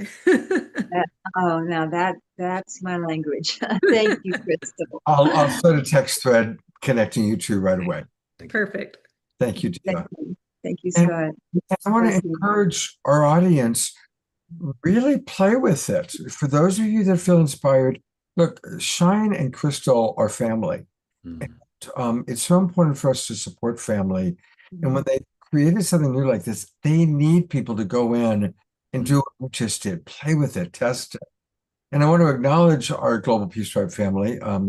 Recently, we had Eden on the show, and she has a new song out called Human, and asked people to go on to play it, because the more that we play it, the more that it gets the algorithms. And she had to hit 1,000 plays by a certain period of time, and we did it. We got to, she got actually 1,800 plays in the period she needed, because a lot of us went in and played it over and over and over. Yeah. So thank you for that, everybody. And let's now do the same thing for Shining Crystal. Let's really go there, play with it, play with Uni. And of course, you hopefully might get some wonderful information and input. I mean, I was impressed with how quickly it came up with stuff. So that's pretty cool. It's pretty cool. And the thing that we just built, which I'm super excited about, is it will literally text a practitioner in the moment. They'll get that text. It'll say, "Are you available right now?" They click the button yes, and then boom, you're on a call. And it's within the app. We've tried to make it as seamless and simple as possible. There's no login. You don't have to give your email, nothing. It's like the goal is to make it just really, really simple so that people can just go there, get support, and that's it. Really easy. Yeah. You guys are great. Oh, So much. And hopefully we'll connect. Are you going to be in the Bay Area at all? Where are you now? we're in Santa Cruz right now, in a beautiful place with a couple of French bulldogs. We're doing this thing called Trusted House Sitters, and it's magical. Yeah. And then we're back up in Marin until mid-May. Yeah. Oh, good. When are you going to get back up here? Do you know? 16th of April. We're coming for the event. Oh, okay. Well, I'll see you this weekend at the New Living Expo. Yes. Yeah. Or next, Fantastic. whatever. In Marin. Yeah. Well, we'll see you there. Hey, that's actually a good reminder. Hey, everybody, the New Living Expo is coming soon. This Saturday night's Awakening World show is going to again be dedicated to the expo. And we've got great presenters. So since they brought it up, I might as well show you what we've got going on Saturday night. And these are some of our wonderful friends who will be at the expo. Both Neil Gar, who now is the new owner of the expo, will be co-hosting, and Alan Steinfeld will also be co-hosting. So we'll definitely have a good making contact update. Alan's got some really interesting information to share with everybody. And then all the presenters you see on the bottom row there are people who are going to be presenting at the expo. Tony Gazzi is fantastic. And he's been on the show before. So definitely make sure you're with us on Saturday night. And then for anybody who's in the San Francisco Bay Area, please remember the New Living Expo is April 17, 18, and 19. I'll be there. Eden will be there. Shining Crystal will be there. I imagine Katrina's going to drop in. So it's going to be a really wonderful time in San Rafael. Come and be with us. All right. And if you come, we'll figure out a time for us all to have a lunch or a dinner together with Shine and Crystal and me and our Global Peace Tribe family that are all there. Well, speaking of Katrina, she's up next, and she just got back yesterday from India. I mean, this has been truly a Global Peace Tribe show. We had Shashi and Margot and Xavier coming in from Bali. And we have Katrina fresh back from India. And Katrina, share with our audience a little bit about your adventures. A lot of our audience members know and love Shekinah Ma and Sananda Ji, formerly known as the Twin Ray. They, of course, were on the show many, many, many times and were very popular. So tell our audience a little bit about your adventures there. Sure. So I have wanted to go to India all my life. It's really been a dream of mine. And it wasn't until recently that the ability to do that even opened up. The calling was from Shekinah Ma and Sananda Ji, who I just love and cherish. They're amazing human beings. And they offered a retreat in the foothills of the Himalayas, at a very special place that is on the Van Allen belt. It's actually connected to Machu Picchu and Stonehenge. So it is naturally emanating this high electromagnetic frequency. And in fact, when we were there, we found out that NASA had been there just the week earlier measuring the electromagnetic field. This place, Kasar Devi, is on a mountain, again, in the foothills of the Himalayas, that's made of pyrite.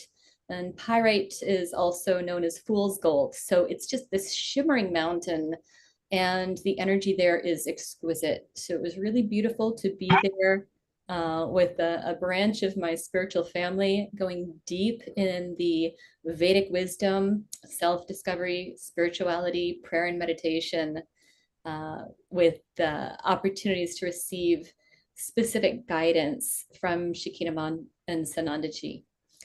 So I know that many of you have met them and gotten to also receive their magic, their love, wisdom, and healing. And so that was just such a blessing.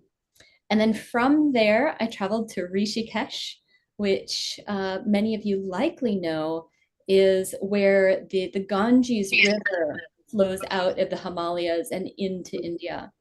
And the Ganges is considered to be the mother, the divine mother incarnate. And so people have a lot of devotion for the Ganges.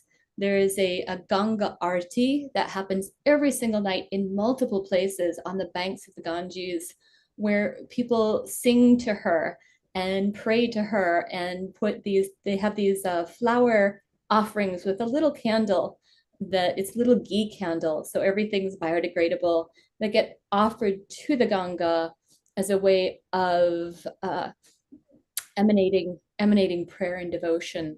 And people also submerge themselves in the Ganga as a way to merge with her and release what no longer serves them. In fact, on that note, there's a fascinating book called From Hollywood to the Himalayas, where a woman who goes by the name Sattvaji had quite the awakening experience 29 years ago. Highly recommend this book. She had tremendous childhood trauma and was very aware of the neuroses and various dysfunctions that she was dealing with that were in many ways a result of the trauma she experienced in her early childhood. And she was not spiritually inclined. She was psychologically inclined. She really wanted to learn how she could heal and fix herself. And that inclination led her on a path that put her in a program to become a PhD in psychology at Stanford. And she was in the middle of that program when her husband said, I would like to find my spiritual teacher. Let's go to India. And she said, I have no interest in finding a spiritual teacher, but I'm willing to join you because I like the food. And she ended up having quite the connection with the Ganges. She talks about it in detail, full awakening experience. And she's been living at the Paramath Niketan ashram, which is on the Ganges. It's the largest ashram on the Ganges in Rishikesh for the last 29 years. And she has a remarkable way of weaving together a spiritual and psychological wisdom. So she has highly grounded practical teachings and can really answer pretty much any question people bring to her as they're dealing with various human struggles and suffering. So I got to immerse myself in the Ganges, and then I continued to Delhi, where I bathed in the beautiful spiritual energy of the Lotus Temple.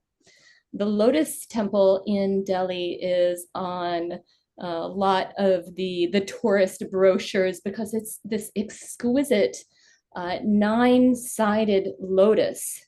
It's huge, and its architecture is considered a phenomena. Walking inside of this temple, I felt this spiritual energy that really surprised me. I sat in the center of the temple and just melted in tears. It welcomes people of all faiths. The 9 sides represent the welcoming people from all directions. And they have interfaith prayer that happens 5 times a day.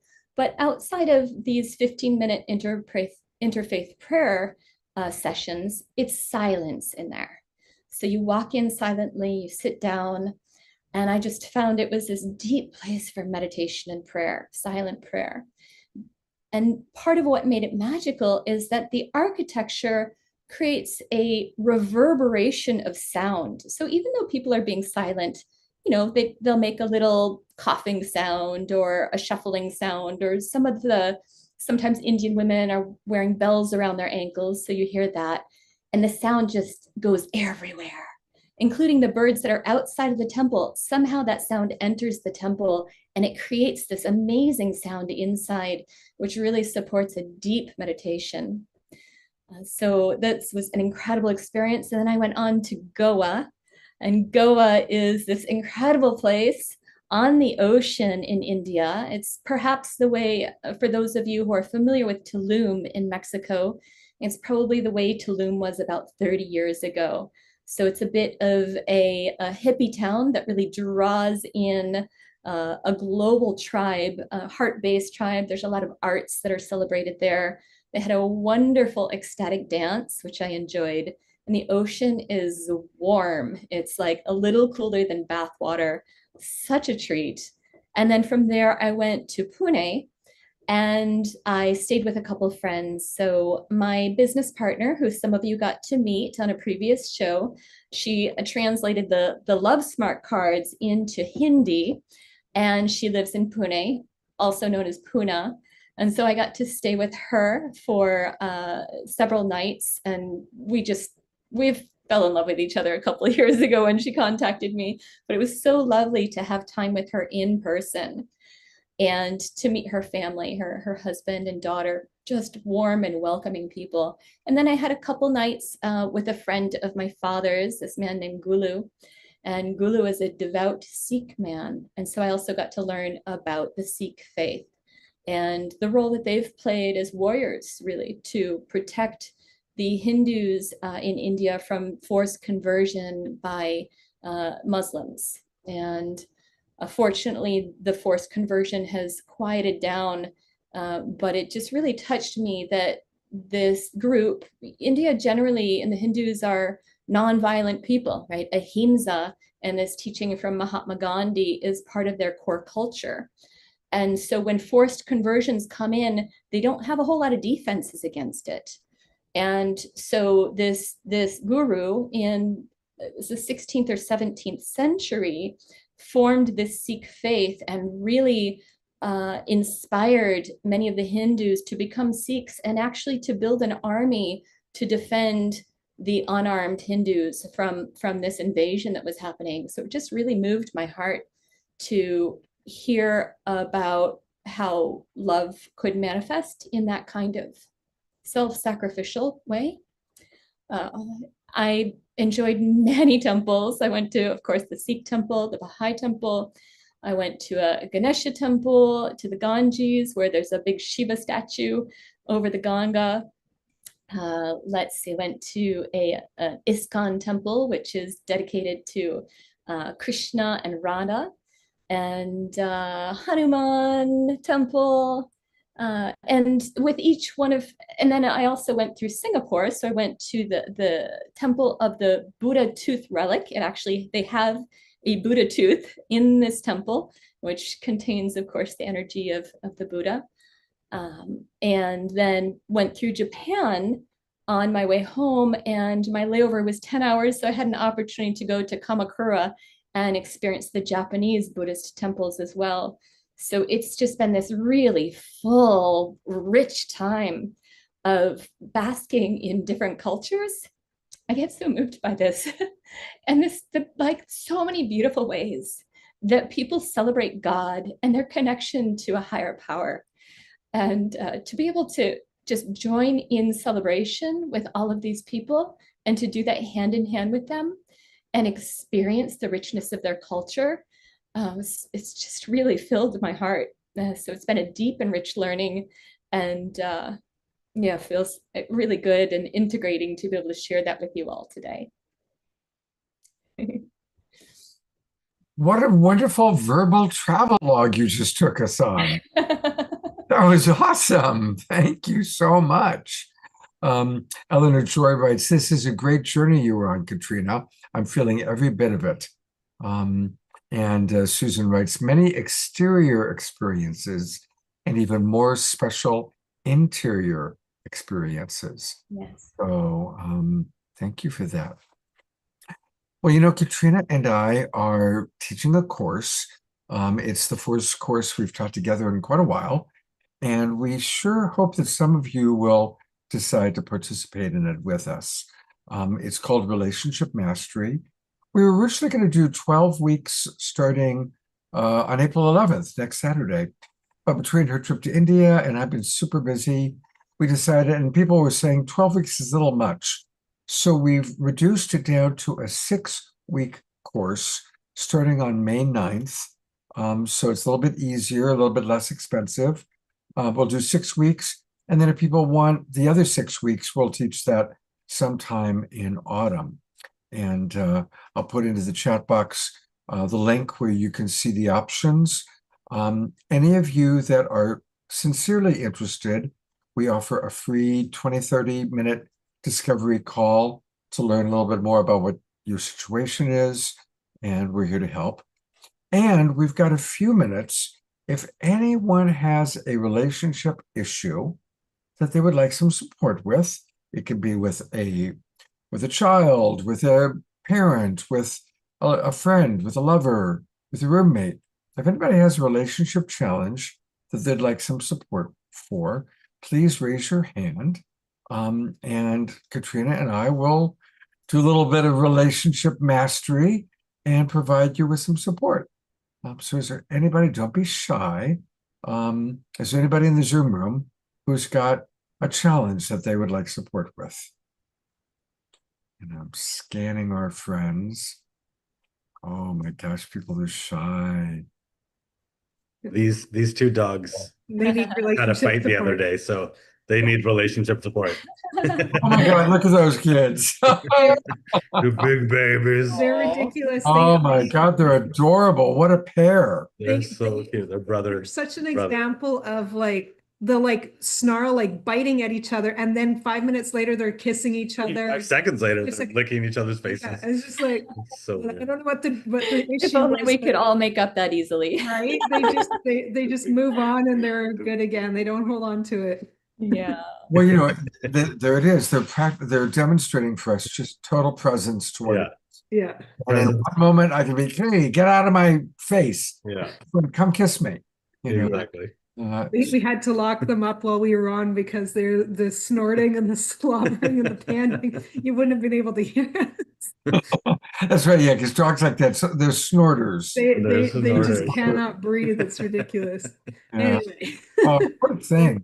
Oh my God. They're It sweet. is not. It should. I heard they're making it illegal actually to breed these guys. So, yeah. it's- But they still love. Oh my God. I know. Look at that one right on cue, kissing Crystal. Yeah. All right. I got it. Well, mine's right. No. So here's Jasmine Bear. Oh, the big babe. I'll just woke her up. Yes. But, Did Daddy make make you you up up from from a a nap? okay. There you My go. goodness. Pieces. Oh, She forgives you. Okay. She In is- lieu of conflict, we're getting cuteness overload.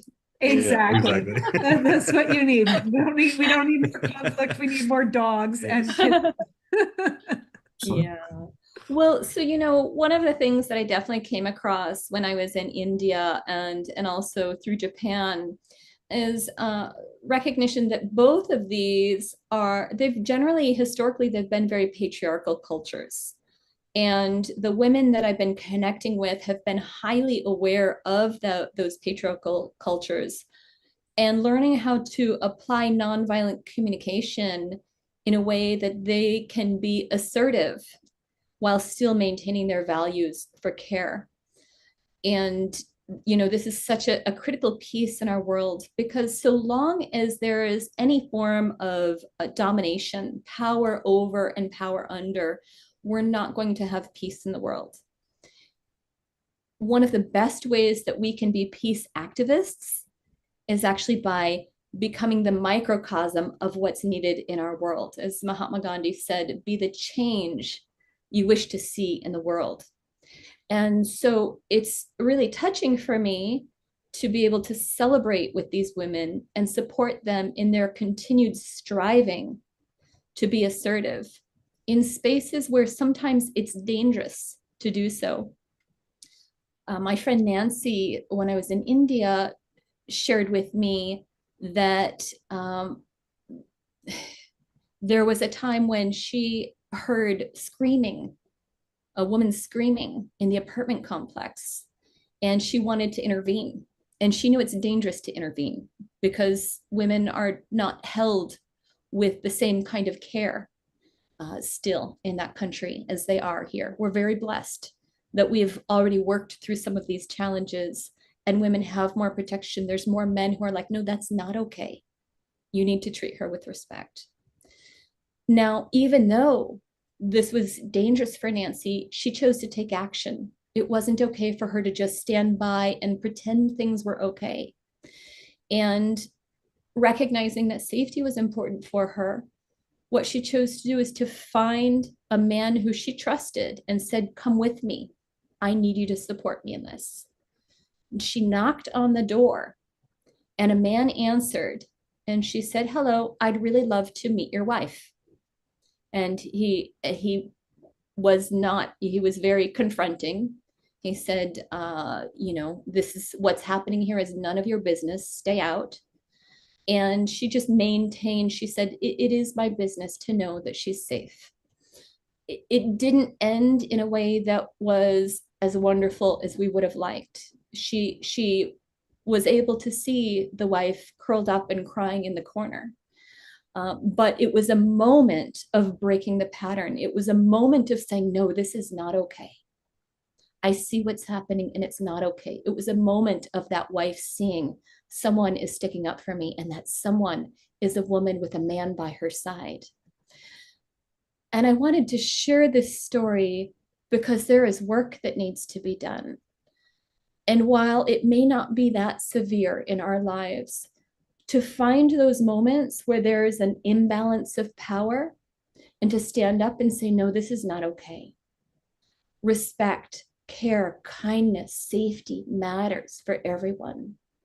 Those moments are moments that each of us can step up and be the change we wish to see. And in a world where conflict is becoming threatening to all of us, I view these moments as being critical contrast that supports love to flourish, that supports a full equality. I know it's hard to speak up when we see injustice. And I'm moved by Nancy's courage and wisdom to recognize where there's safety and to see how can I create enough safety to deliver a message that's needed right now. This was a more extreme example. And yet it's something that we can look at in any situation where we experience, hey, there's a truth that I need to express, and I recognize I'm not feeling safe right now to do it. What do I need to feel safe? Because repressing this truth and pretending it's okay will just eat away at me. So what do I need to feel safe, to express a truth, and to stand my ground, and to stand up for other people so that everyone can carry dignity? I'm curious as I share that, what's coming up for people. I want to look in the chat and also just hear any comments that might have arisen. Yeah, well, I'll start by just saying thank you. There have been amazing studies about the correlation between countries where there's strong patriarchal culture and where women are suppressed, and just the extraordinary amount of violence in those countries. Whereas countries where women are viewed as equals or in a healthy way, they're much healthier statistically. Yes. Carol Craig writes, I don't feel safe in the United States right now, and it's affecting me mentally. I'm getting ready to leave permanently. Mm-hmm. Scotty Satori is pointing out that Elizabeth April really has been driving home the message of I do not consent. Eleanor Joy writes, you just reminded me of an insight that I had this morning, Katrina. I woke up this morning envisioning the world the way we all dream of. It was a moment in time and infinite as well. all at once. What a beautiful, beautiful insight, Eleanor Joy. You know, it's so important for us to hold a positive vision for the future. There's so much negative visions of the future. Most of the movies and television shows that portray the future were in a post-apocalyptic wasteland, or, you know, all the horrible things have happened. And obviously, a lot of really horrible things going on in the world right now. So it's really important, and that's what we try to do on this show, is provide inspiration, remind people that there are beautiful, wonderful people doing powerful, wonderful things in the world. So let's hold a positive vision for the future. 100%. I want to piggyback on that. While I see a lot of the horrible things that are happening in our world, and there have been revelations that have been like so atrocious that, you know, I imagine others like myself, I go into states of shock, like, oh my God, it's that bad. While I see that, I'm not denying that it's there. At the same time, I have such a deep faith that this is the apocalypse. The apocalypse means the lifting of the veils. We're beginning to see how things are running, and it's the apocalypse before the new earth is formed. My faith in this is also grounded by what I've learned from the Baha'i faith, and in that the Prophet Baha'u'llah says that the most great peace will come. And he said it's going to get worse before it gets better. And so a lot of what's happening in our world is in the Baha'i scriptures. And still, Baha'is recognize this is the crisis that happens before the rebirth, right? This is the darkest night that happens before the dawn. But after this crisis is opportunity, right? In the Chinese language, I forgot what it's called, but the letter, basically, the word crisis has two images in it. And one is great change and the other is opportunity. And so I really want to encourage everyone to lean into the faith that this is the mud that creates that beautiful lotus. It's in the crisis in each one of our lives that our higher potential is born. And so I really do see this in that same way. I know it's frightening. Let's hold on to love. Let's hold on to faith. And let's really show up to serve each other, because that's the way we find our way through. Thank you. I'm going to read just a couple comments, and then we're going to go to Johanna for a closing song. Tia Therese writes, maximum gratitude to all my GPT tribers for your loving and supportive messages to me. In reading them, I realized the womb issue is more of a buried resentment of fathers' behaviors. This has colored my relationships with both male and female friends and or lovers. It's the trust and betrayal issue. Namaste, Katrina. This is just where I was going. Thank you. And Carol Craig, kind of talking about the crisis we're in, says, yes, I saw this coming for a decade. I bought the house overseas and it's just waiting for me. However, I have a similar situation as Omashar. My mom is still strong at 93. I've removed my money from the USA system. You can hope, wish, and pray, but you also need to take action. I've been planning for this crisis and I am ready.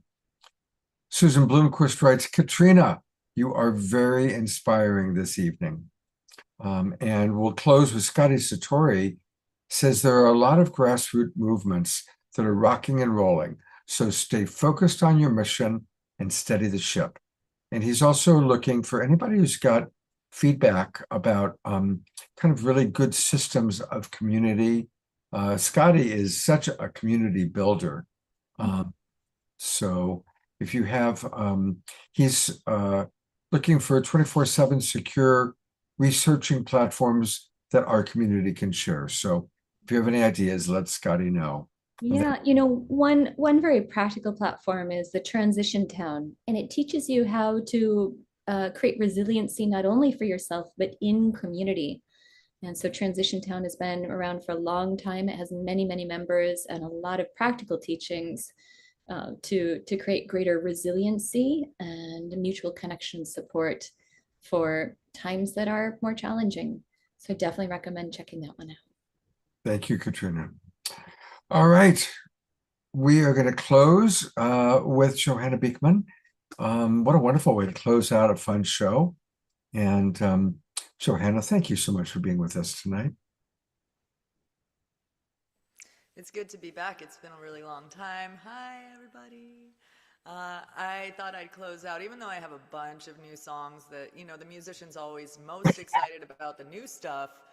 I know that there's a favorite that it's fun to sing together. So if y'all want to join in, this one's a familiar one, even if you haven't heard it before. I've heard. So the words are, my heart beats one, your heart beats one, this heart beats one, our hearts beat as one. And I've got a guitar down here, so I can't do it. So you got to be the dancers, all right? So it's, my heart beats one, then your heart beats one, this heart beats one, our hearts beat as one. It's gonna be so fun, y'all. Let's do it. Thank you so much, Scott, and everyone who's been just doing this for all this time. We came together during a really crazy time in the world. It's still the Kali Yuga, y'all. We're still in it. It's a time when things are shifting in the big consciousness. So I'm here for it, and I'm so grateful to know that you're all here for it too. I love you, family, and I'll see you somewhere soon.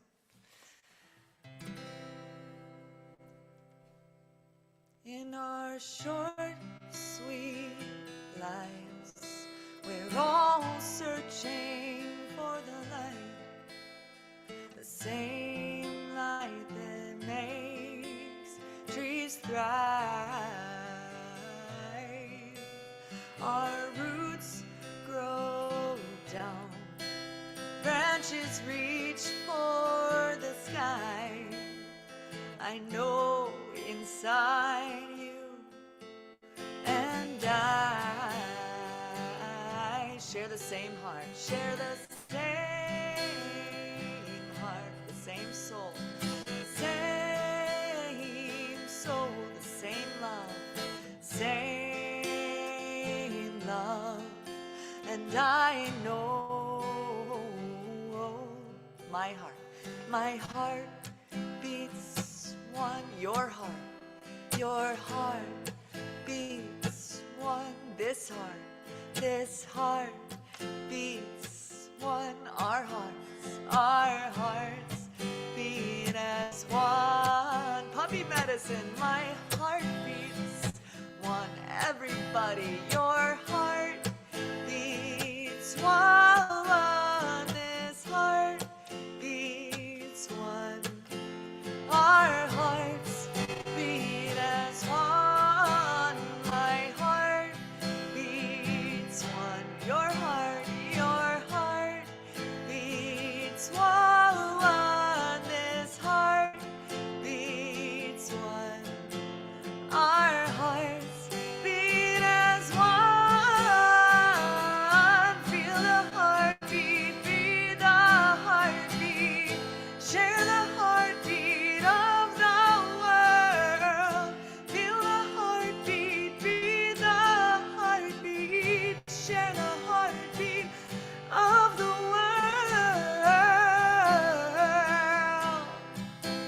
Hallelujah.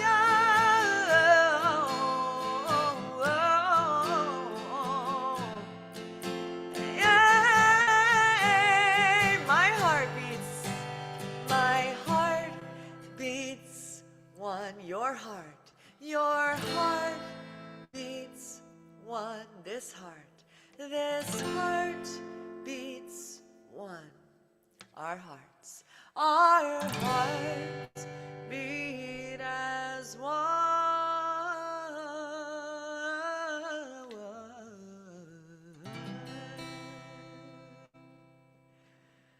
Oh.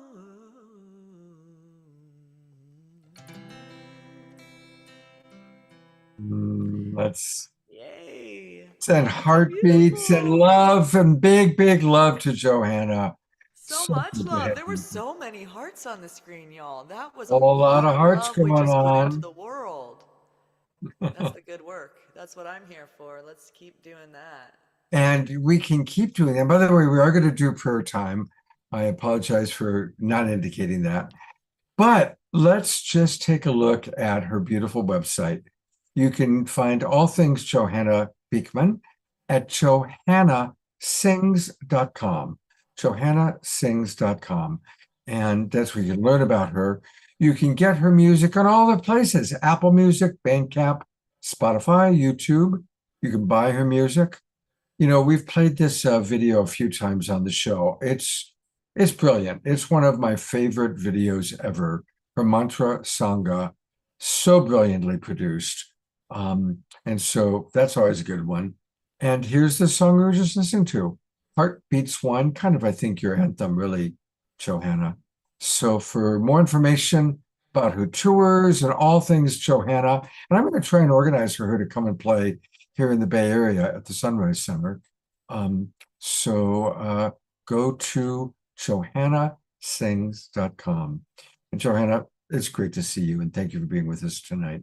It's really great to see you as well. I just realized I do have a music video that this videographer has been trying to get me to release for a long time, and it's really beautiful, and I just saw it. It's of the earth beneath me, y'all. So I'll be releasing that as well, and just keep following me and tuning in. I'll see you soon, wherever you are. When it's been ready to release, let me know, and we'll play it on the show. Yeah, okay. I'll send it to you, Scott, and it's good to see y'all. If I haven't seen you before, it's good to meet you, and I look forward to staying in touch. Thank you for all the work you do, Scott, and everyone else here. We're all holding the light. Absolutely. Thank you, Johanna. Much love. Likewise. And yes, prayer time. I apologize. I got hungry, to be honest. I haven't had dinner yet. So of course, I'm going to turn it over to our beloved Tiara. Tiara, are you back to full health? How's your back? I am almost back to full health, and hurting my back would be a setback, except it gave me a chance to take a look at everything and reassess, and look at the psycho-spiritual lessons behind it, as well as what my body was actually calling for. So it was actually a deeply spiritual experience, even though it was so difficult to be away from us. Oh, and people have really fallen in love with prayer time. I got like many messages, people going, Scott, prayer time. And it's like, oh, right, yes, okay. So thank you. become a beautiful part of our show. And keeping your stomach in mind, I'll be somewhat brief. There's so much to go for it. Do however spirit flows through you. Okay, thank you. Well, first, I want to send our prayers to one of the people in our Zoom room, Gloria, who's been coming over the last few weeks and months. And I've been sending you love and energy, Gloria, as I look into your beautiful square, and here you are healing with us. And there she is, so beautiful. So sending you lots of love and light, and that goes out to all of us requiring physical healing as well. Let's see, I'm letting Shine back in. I have so much fun helping you in the Zoom room, Scott. It's really fun, to see who comes in. So yes, maximum grace for Gloria. I also was so blessed to meet Shine and his beloved at your party, which I really haven't talked a lot about. What an amazing experience that was. And one of the things you teach us, Scott, is that in sharing ourselves, we open up access for others in a way that we don't even know. And I'm still learning how to do that. And also have learned so much from you, Katrina, and the Love Coach Academy. I've been looking at my relationships, not only with myself, but with others, and noticing when something comes up that could be prickly, it's like, okay, what's the need here? What's being asked for? And how can I give that in a way that satisfies the needs of the other while maintaining my own sovereignty? And I think that's where we're coming back to, is we've been on this incredible individuation journey, finding ourselves and who we are. And now we're looking how to integrate the new us in with the new everyone else as well.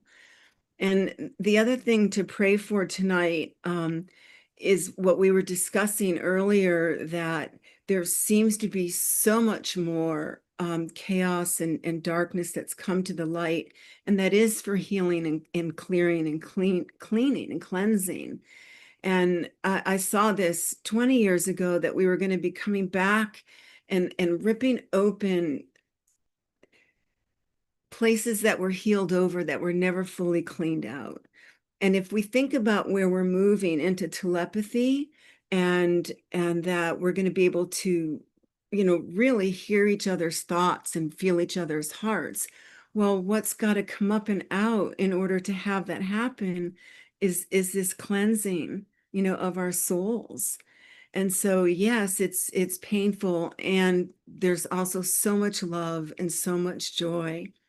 And thinking about the sexuality and sensuality and the tantra that was brought in at the beginning of our show, and the power imbalances that Katrina talks about, when we come from love and we're safe in our bodies and with our bodies, and we're sharing and receiving in the ways that are right for each of us, and those needs get met as well. A lot of the cultures where sexuality is seen as sacred and it's not this hidden thing, so much more peace in those cultures as well. So that's part of, what we're healing, and having Xavier on here earlier, as one of the many divine masculine that we have here in our Zoom room and beyond. So with that, sending prayers out to our beloved Omashar and his mom, sending prayers out to Terry, who I didn't see in the room tonight, from Cape Cod, who was dealing with a lot of family things recently. Sending love out to Ayada, who had trouble getting in the Zoom room. And of course, Desiree too, who's off creating beautiful things. And sending that love back into ourselves and receiving that love. And when it was spoken earlier about learning how to be alone, I wrote down, when we're alone in a way that's peaceful and complete, it's because we're all one. It's coming back into our own integrity and creating foundations from which we can share in ways that are beyond what we would even consider our capacity. So sending this love out to all of us in the wombs from which we came, and through the birth, and through life, and through death, and then the recreation of life, through sacred sexuality, through sacred orgasmic experiences, and knowing that the breath and the birth continues to come through, and just feeling all that energy flowing. I can feel my body responding to that, and all the energy. And knowing that we're creating something magnificent, that we can even have these conversations now, that we can speak so clearly and completely about all the things being human. One of the things you do so beautifully, Scott, is you weave the sacred in with the part of us that are human. And what a time to be here. What a time to give and love and shine and grow. And so forgiveness for ourselves, not only for harm that we've done, but those places where we haven't stepped in to say something because of our own fear. And may we continue to grow and blossom. May we continue to speak our truth. May we continue to shine. May we continue to be authentic.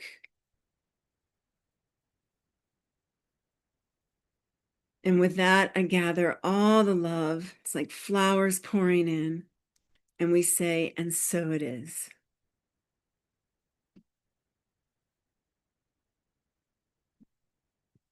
Beautiful. Thank you so much. Mhm. I'm going to go to gallery view. Thank you, everybody that's still with us. And let's just have a minute or two of silence where we, as collective, as we are all in community together, we put forward prayers for great success for Andrew and Connie's event on Friday. Prayers and blessings for each and every one of you, whatever's going on in your life, whether it's health related or financial, friends and loved ones that are challenged. Maximum grace for all of us. Maximum grace for our world.